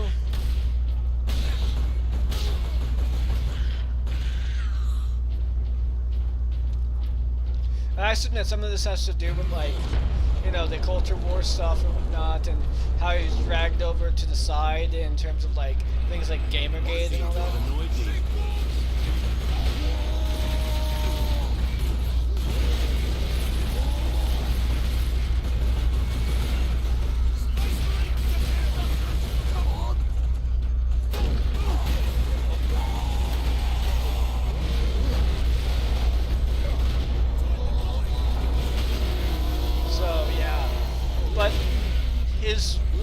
Associations, on the other hand, speak a lot to him. Like, the whole Sargon of Akkad, trying to simp for him and say that, oh, Sargon isn't a fascist, when Sargon is, for all intents and purposes, literally a white nationalist, and is incoherent on economics, and his entire debate tactic involves him being smug so that way other people get upset, and he can act all holier than thou.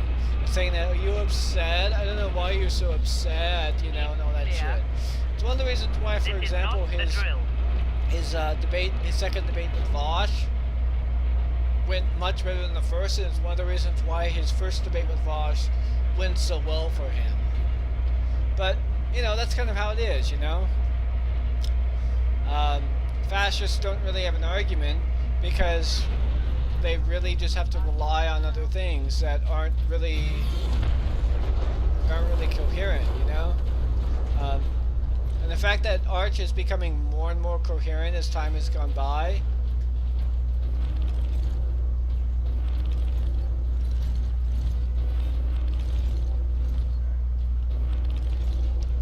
really speaks volumes to it.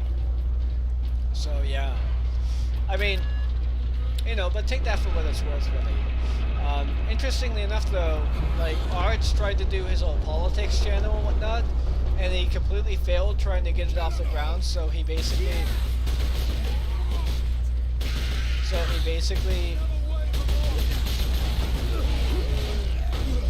I should start using this a lot more.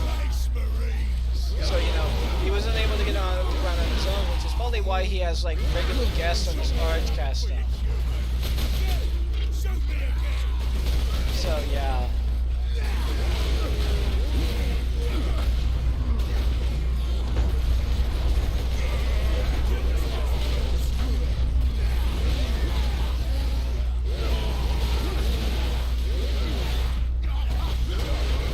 Oh, you mean the whole thing of, oh, even I won't rape you or whatever, that kind of shit? Yeah, that was pretty fucking bad. That was like, what kind of a joke is that? Even I wouldn't rape you or whatever? That assumes like there's a context in which you would rape someone. It's like, you know, I'm trying to play it off like, oh, I wasn't trying to like do a rape threat or whatever. She's like, she's pretending I did a rape threat when I didn't or whatever. First of all, way to go to defend the rapey comment. Second of all, like, what the fuck are you doing, Sargon? In just defending a comment on saying that if the context was different, I would rape someone. It's like, what the fuck?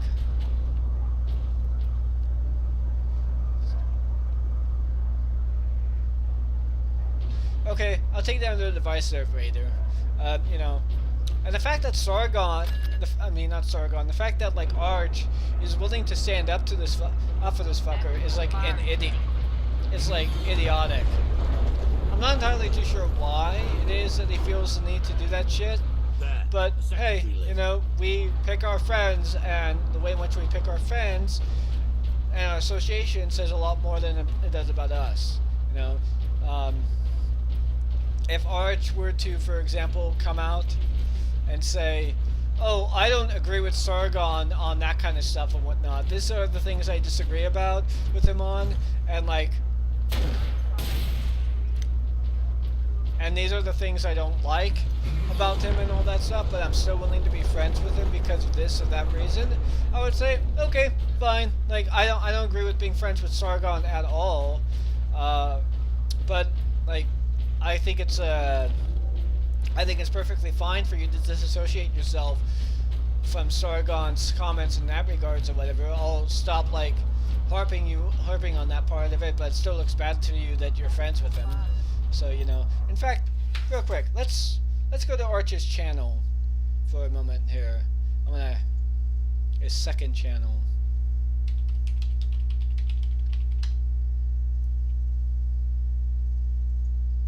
Let's see here.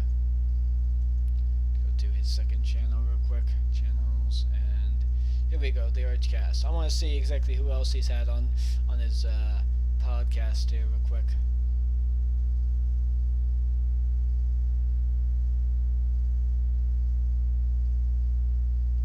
Oh, hold on. Yeah, this is what I mean by incoherent bullshit. The Archcast special, Sargon of Akkad, 40K's white supremacist says the Chaos Cultist at CBC. While away from home, my house caught on fire. Who's that? Okay.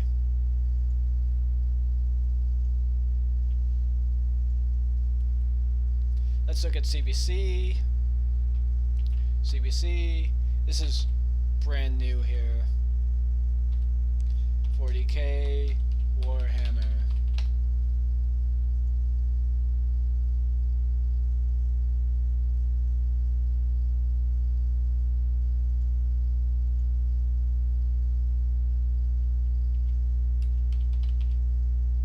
See ya. The popular tabletop game Warhammer 40k was a sanctuary during my high school years, but more recently it has been embraced by Trump supporters and white supremacists. Okay, this is fairly straightforward. I don't know why the fuck he's saying that 40k is white supremacist when he's saying that it's being embraced by Trump supporters and white supremacists when he finds that very unnerving. It's like right here in the fucking title. Holy shit. This is what I'm talking about with fascists and whatnot, in terms of incoherency earlier on. They will take various phrases like this, for example, that are pretty fucking typically straightforward, and sentiments that should be pretty well understood just by the sentiment itself, and he'll say 40k is white supremacist. It's like, let's look at the instances of whites. Let's see here. Over time, references to 40k characters and lore have been appearing in communities associated with far-right politics or white supremacists. Yeah, this hobby felt like a safe haven. Okay, yeah, that's pretty much what the title says. There are white punk rockers and heavy metal heads who had a deep distrust of Margaret Thatcher and were not keen on the white journalists' undercurrents of British conservatism at the time, said Williams, a former journalist and PhD student at the University of North Carolina at Chapel Hill. Yeah, that's true. It's like, you know, there were white supremacist, there were white nationalist elements and white supremacist elements of Margaret Thatcher, and that's why white punk rockers and heavy metalheads ended up revolting in the UK against the conservative establishment at the time, whereas beforehand they had been relatively friendly to conservatives. So yeah. But with these shifts came self-appointed gatekeepers who believed a new wave of female LGBTQ and non-white fans were encroaching on their territory.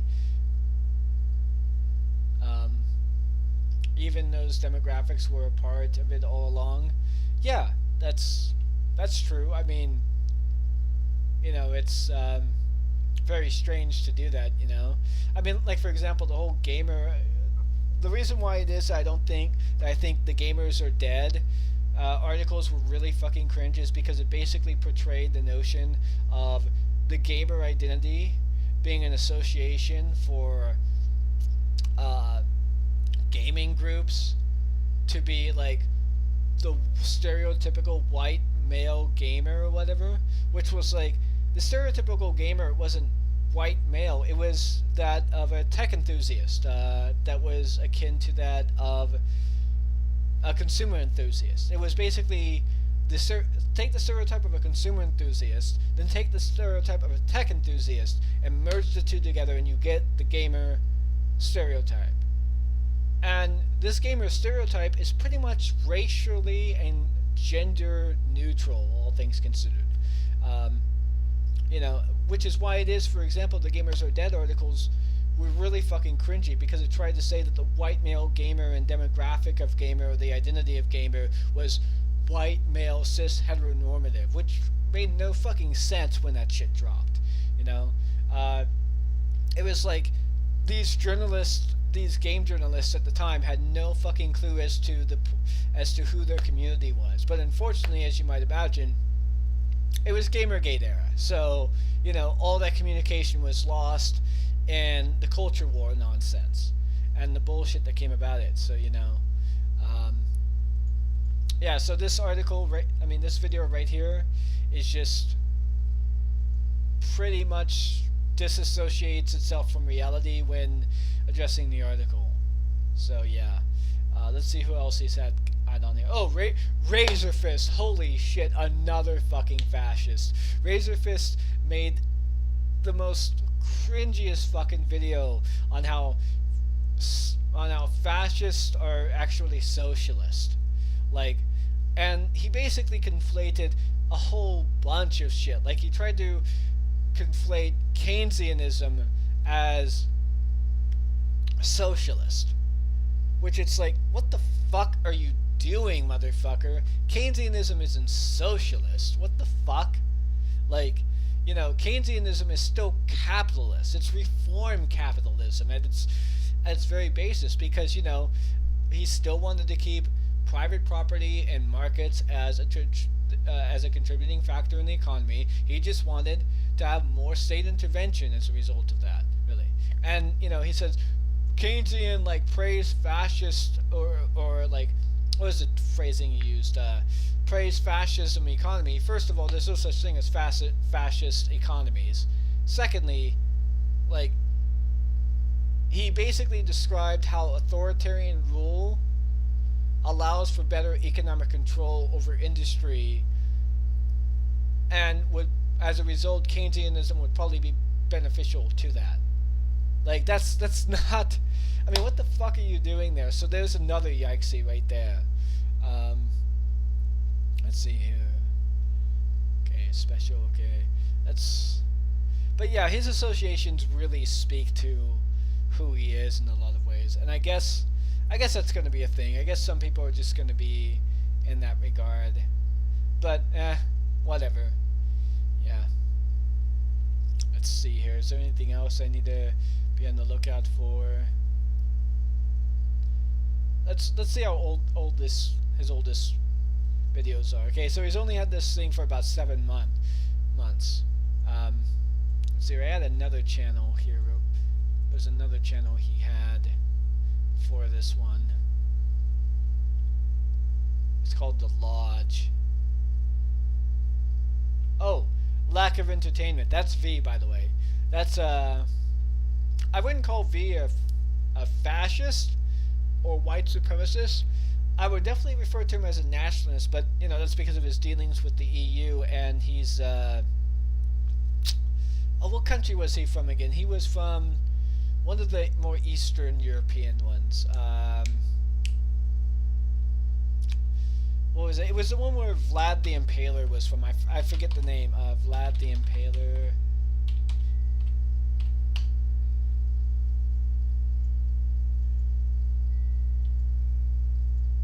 Yeah, Romania. That's what it was. He's Romanian. So just for clarifications here, he apparently got really, really upset at the fact that his government said that they couldn't take in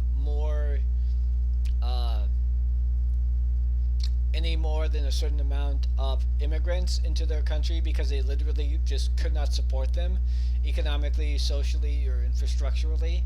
And the EU came out and said, fuck that, you're going to take as many immigrants as we say you will. And that would piss anyone off, and I can see him becoming a nationalist in that regard. I don't know if he's changed since then, though, because that was like a long, long ass time ago, really, and I haven't really watched his content since the more overt elements of fascism, white supremacy, and stuff like that started cropping up in his associations, and he doesn't seem to actually understand communism at all. Like, his understanding of communism isn't very good, but then again, he's Eastern European, really, so I would imagine he has like a lot of social and cultural biases against communism due to how the Soviet Union treated his country in the past, and due to how his country kind of remembers the Soviet Union, which is fair.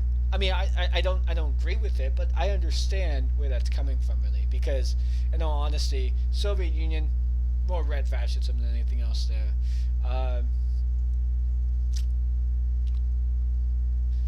Razorfist is an anarcho-capitalist.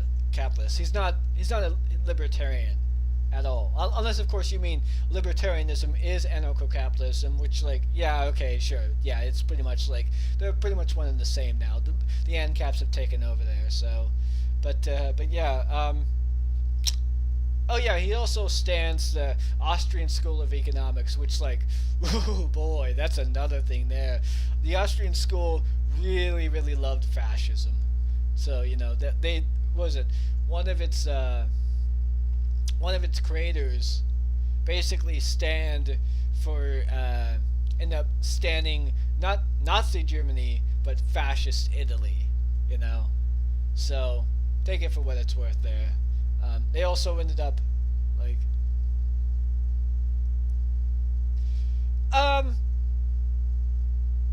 kinda, like, the libertarianism used to be about limited government, both in the social order and in the economic sphere, but they definitely wanted government, a basis of government to exist, primarily as a means to be able to keep things running, as well as like build roads, you know, maintain firefighter support, you know, the basic infrastructure stuff, as well as regulatory agencies to like reasonably create the economy. You know, that's how I grew up knowing libertarianism, but eventually ANCAPs started taking over it. But oh, you mean modern libertarians? Okay, that makes a lot more sense then.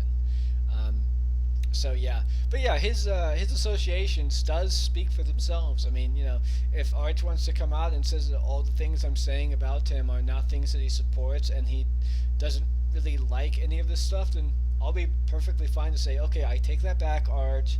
All right, but at the very least, I would like to see instances of you pushing back against that nonsense. Okay. Make a video response to Razorfist on the fascism shit, right? Make a video response to Sargon, calling him out for his bullshit or whatever.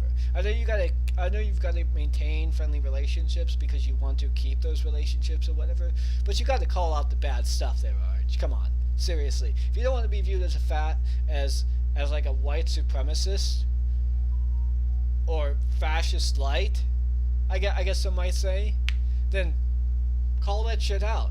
You know, start disassociating yourself. Freedom of speech comes with freedom of association. If you're willing to associate yourself with fascists and white supremacists and just straight up nationalists, then I'm sorry, you're like pretty much fascist light as far as I'm concerned.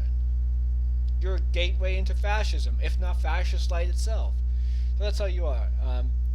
However, I do have to point out here, it is hilarious that this channel isn't really getting that much in terms of views here, compared to, like, the views have kind of kicked up for him, I guess you could say, than from the past though.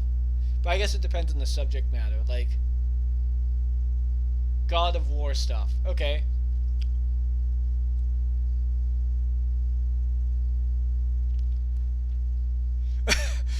Yeah.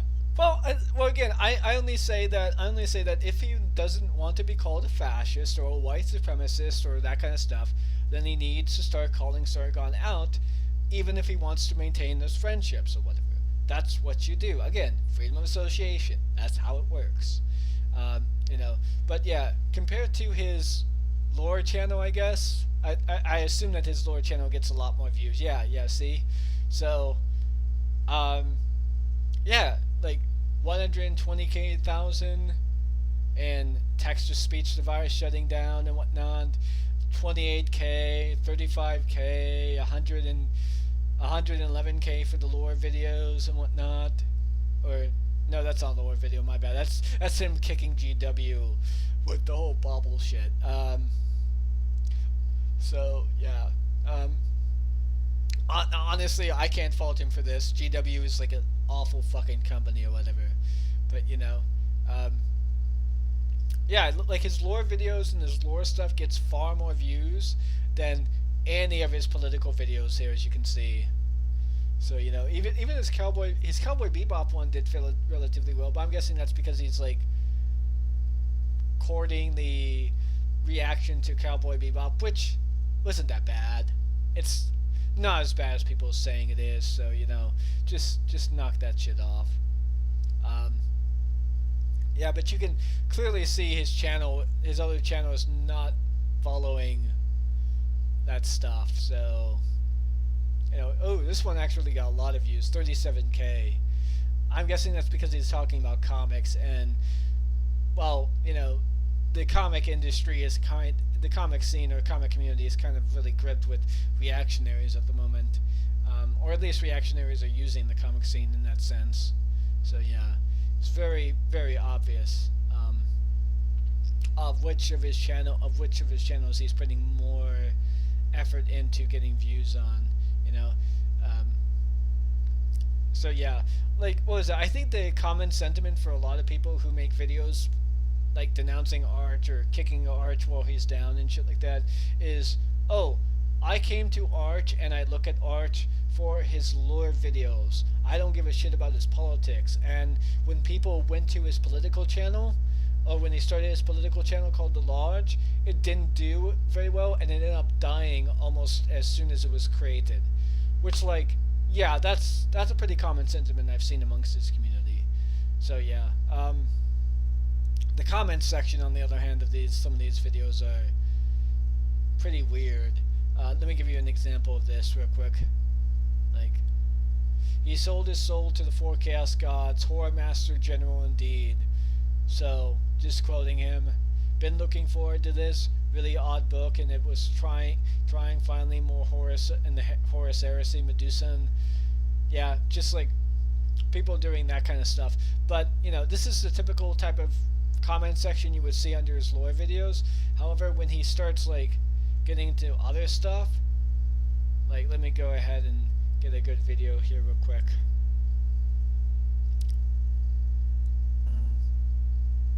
Let's see, what's a good video here to do it on? I know which videos to... here we go. Hires based on race. Okay, let's look at the comments section to this video here. I'd like to maintain some faith in humanity. Thought for the day. Hope it's the first step on the road to disappointment. Okay, that's kind of weird. There. I mean, if GW wants to... Okay, that's kind of a weird article to just juxtapose here. I mean, hires based on race, and then like Warhammer 40k is coming to Magic the Gathering. Is this clickbait? I don't know. Is this clickbait? I don't know.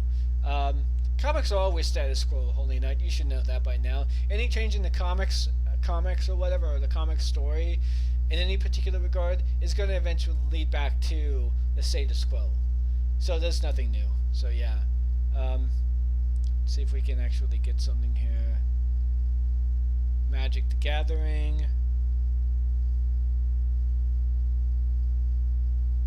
Yeah, this is Magic the Gathering. Weird. Oh yeah, this is a full title. Now they partner with Pedo Judges Company, MTG. Huh. I'm not watching the video on that because this is just like that. Yeah, not a very good video to reference that then. Trying to find a good comment. Oh, yeah, okay, let's go with this real quick, because this is straight up it-pull bullshit. So, you know, they know memes aren't serious. They know that 40k isn't fascist at all, just an excuse to subvert 40k and make it woke and therefore a megaphone for their own ideology. Really? Is that what they're doing? No, that's really dumb. So, oh, I love the examples of fascism in 40k are Trump memes and the guy who converted his guard stormtroopers into what are probably meant to be German stormtroopers. Okay, if that's like an example, the Trump meme is actually like is serious to some degree. I don't know what this guy is saying there, but if this is one of his examples of fascism, like, seriously, try a new example. Like, the first one is just way off base and whatnot. You know, the Trump memes are just clearly an indication of like fascists using fucking iconography and imagery to promote their bullshit. Let's see here. Just how long has he been a flat earther?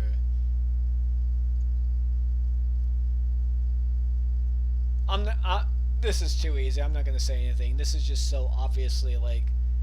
I'm pretty sure this guy is probably trying to communicate something and he's not doing a very well job there. But this is like so uncharitable. It's just basically bad faith there. Oh, imagine not being opposed to communism and fascism. Or the replies. I mean, I don't know why people make moral distinctions between the two. It's like saying my murderous ideology is better than your murderous ideology. see here. Communism began with the idea of workers' revolutions, unions, and the creation of workers' councils in order to advocate for more equality in the workplace as well as more equality in society. Fascism is the protection of private property, the obsession with iconography, the obsession with the plot, persecution complexes, and just straight up the embracement of bigotry, as well as like the complete and utter rejection of economics as a driving factor for societal and social change. Yeah, no, these two are totally the same. This is like, oh,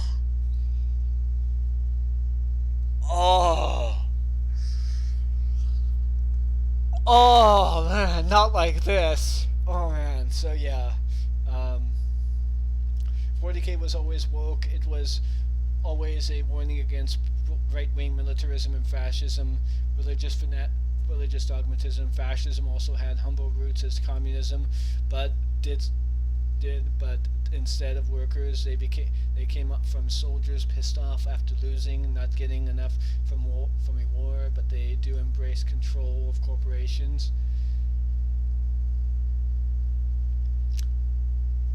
Well, they end up engaging in a lot of rhetoric that's saying that they will control corporations, but they never really do anything about it. I mean, was it Allende, for example?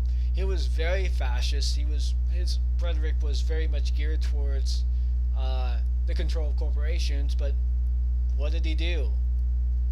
Didn't do anything about controlling corporations. So, you know,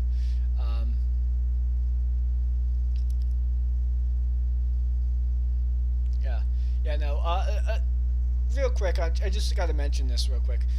The communist tradition in America in particular is much more closer to the roots of what communism has always been about, and has never really devolved into the shit like the Soviet Union or whatever.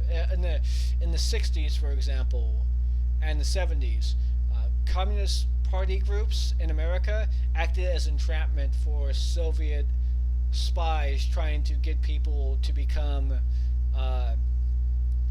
stooges for the Soviet Union. They entrapped them and brought them to the CIA and pointed them out and had them arrested.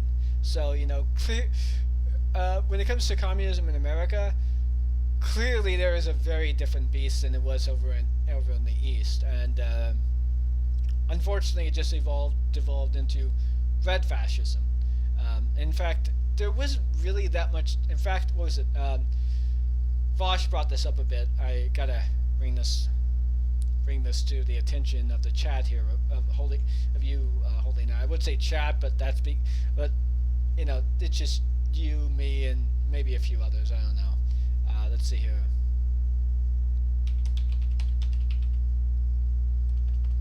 Soviet-German alliance. Oh, yeah.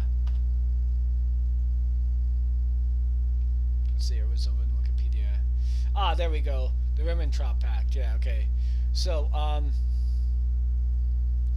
when it comes down to it, like this, I'm not going to read the entire thing, but if you go through this article, let's see here, around this section here, you'll find out pretty damn quickly that the only reason why it is that the this pact did not last at all was because Hitler wasn't willing to let the Soviets and Stalin rule more of Eastern Europe than he wanted them to. Otherwise, we would have had, quite literally, this, and it would have, and this would have been permanent, you know, and as a result, we probably would have lost the war. So yeah. Oh no, American communist parties weren't CIA puppet parties. The American communists hated the Soviet Union so much because of the bad press and the bad PR that they got, that they decided to act as entrapments for Soviet spies to turn them over as a means to get on the good graces of the CIA effectively, you know. Yeah, he wanted more resources for the East and whatnot, wasn't willing to pay Stalin for them, you know, but if that hadn't been an issue there, they would have had that pact, you know. But yeah, it was basically what I'm saying is that the American Communist parties were trying to get in the good graces of the CIA to basically prove to them that communism is American too. It's not anti-American. It's American. It's about as American as you can get. Look, we're turning over Soviet spies to you, CIA. You know, it was basically a PR move, I guess. I guess if you want to be cynical about it, really. But yeah, honestly, like, unions were pretty openly communist. The union movement in the mid to late 1800s was fairly well endowed with communists and socialists and all that stuff. Was it Teddy Roosevelt met with communists and socialists to discuss like various different ways in which he can refine his rhetoric and gear his rhetoric more towards that of the Workers' Party. He even created the trust busting stuff literally through talks with socialists. So all things considered, you know, they had a point. But yeah, yeah, so I wasn't too sure where I was going with that specifically. But, you know, anyways, let's get back to the game here. That's enough of that. So yeah, now that I've gone through the topics proper, we're going to go ahead and play a little bit more in 15 minutes, and then after that I'm going to stop because I need to go to the store, pick up some groceries and all that. So yeah. Hold on. Go ahead. Need some more light here. Let's see here real quick. But yeah, that's enough talking about arts there. I think I've made my point.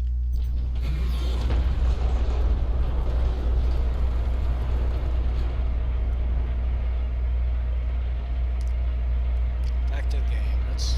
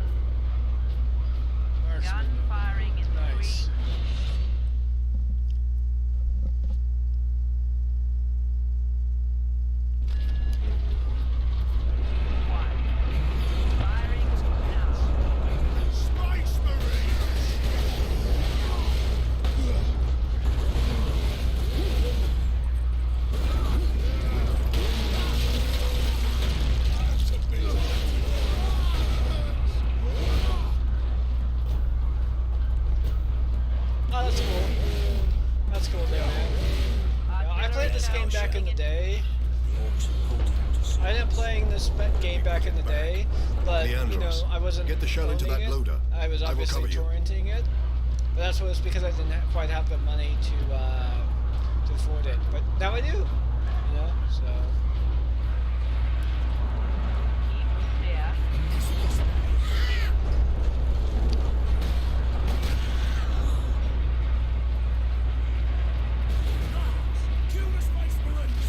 Incoming fire.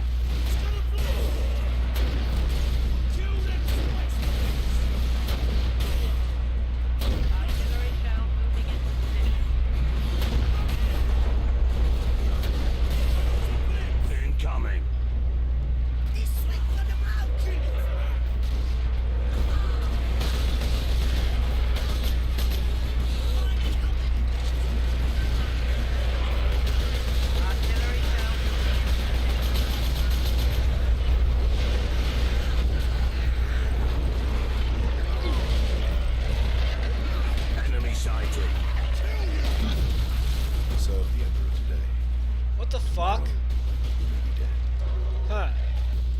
So I guess I can't really get blown up by those things while my shield is down then. Okay, that's lame.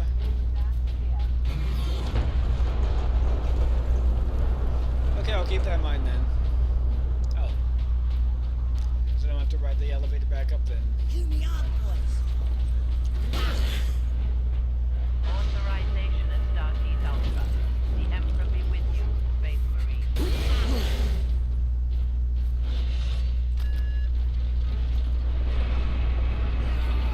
Gun firing in 3, Space Marine!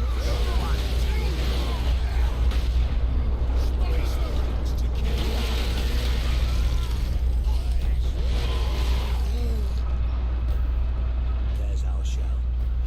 The orcs have pulled it out of sequence. Then we put it back. Leandros, get the shell into that loader. I will cover you. Artillery shell moving into position.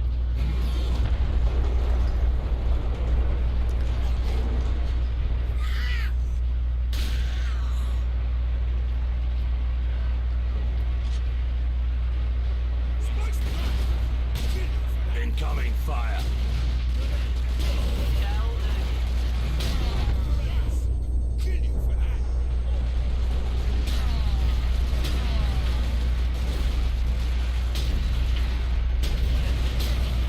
Incoming.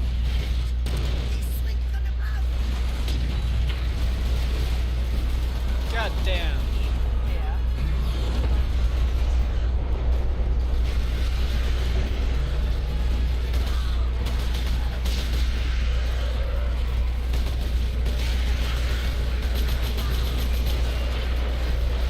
Enemy sighted.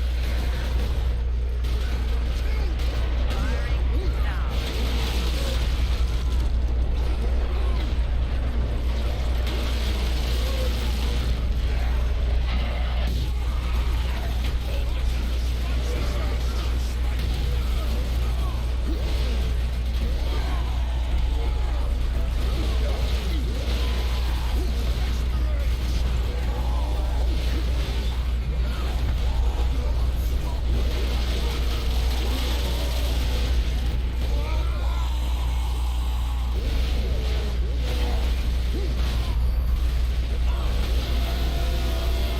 Hold the line.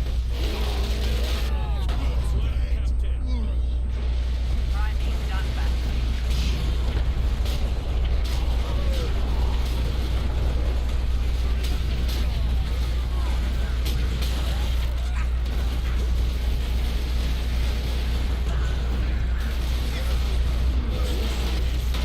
Let a crippled in body and corrupt in mind.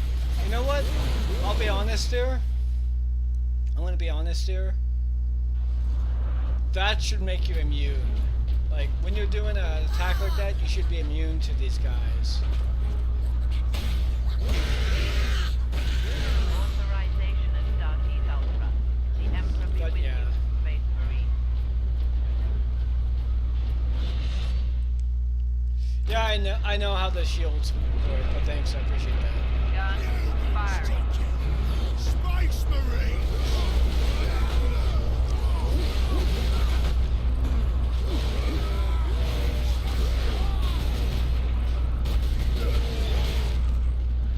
There's our shell.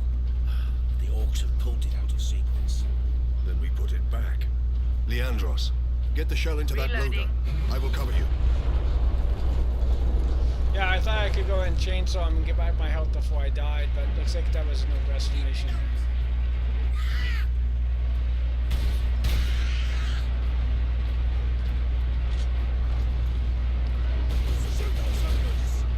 Incoming fire.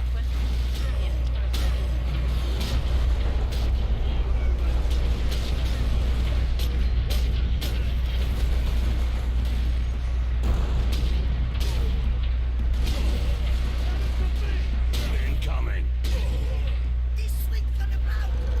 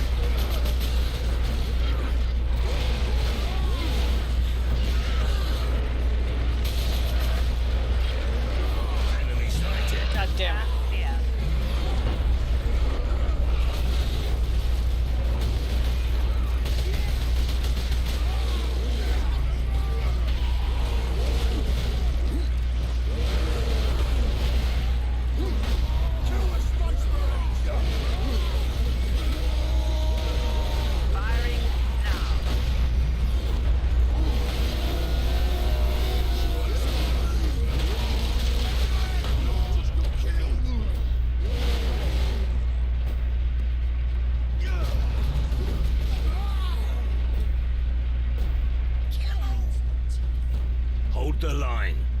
Shell loading.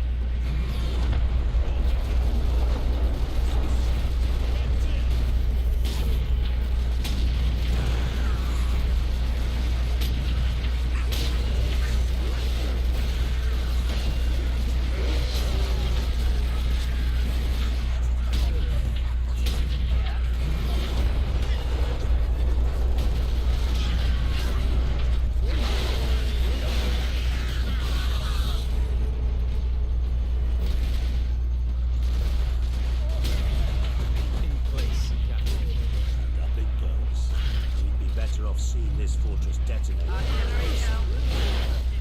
There we go. Find an Took a couple of tries, but got that done. Alarm. Severe structural damage.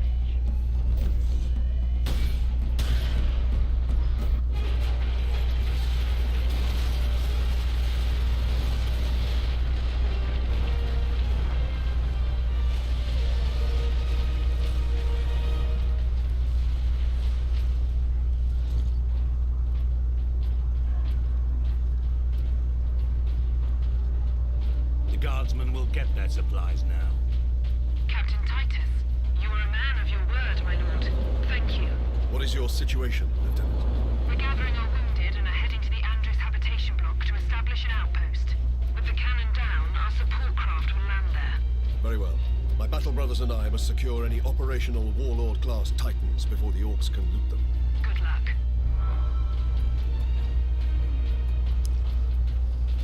Yeah, I know. Just in every game, I'm kind of used to,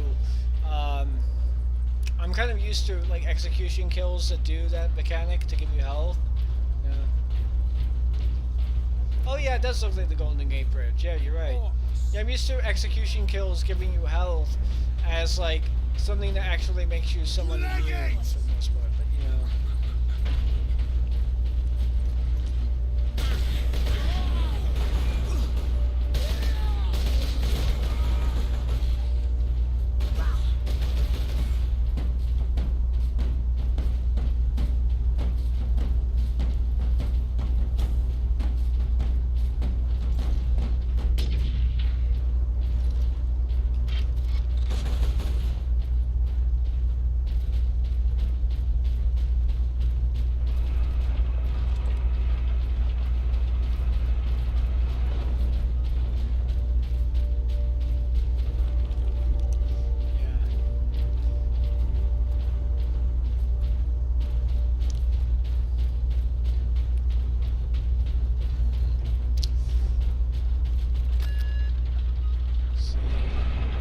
Sorry, I'm looking at the timer there. I got about like 3 more minutes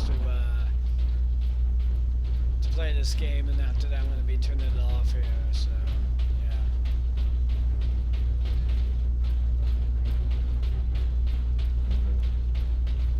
Now that bridge is a testament to the might of the Imperium. The Adeptus Mechanicus are masterful architects. Their work outlived all of them.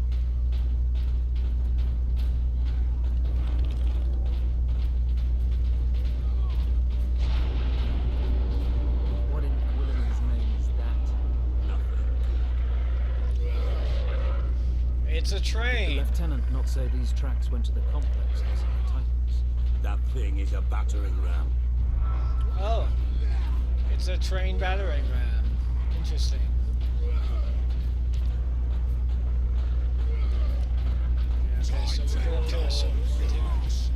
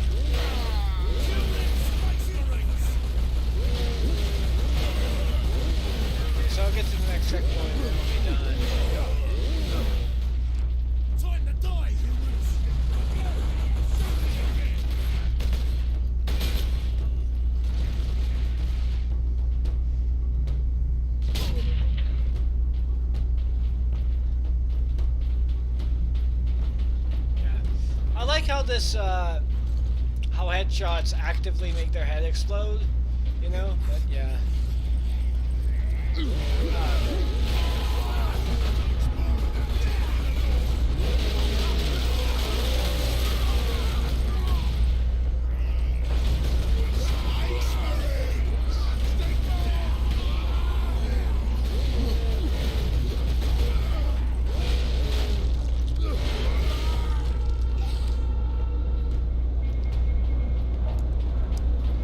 Okay, if this is a boss fight, then I guess I'll do the boss fight, and after that I'll be done.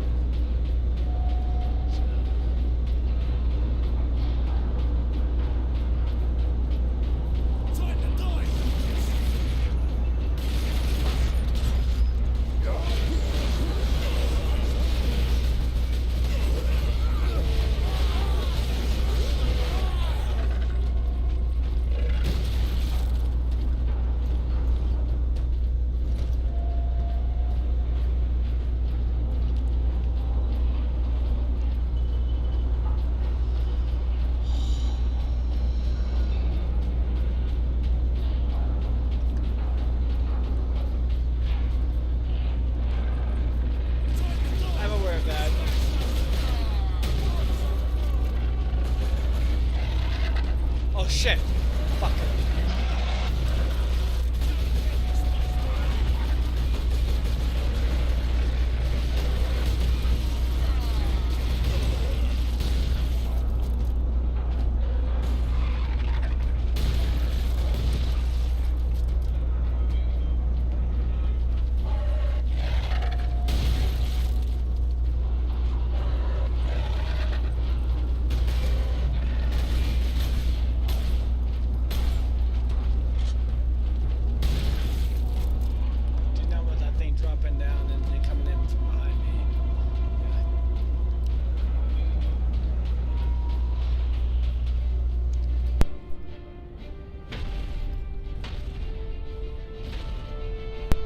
Now to stop this ram.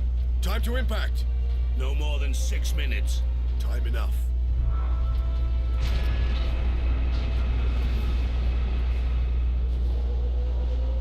You know what?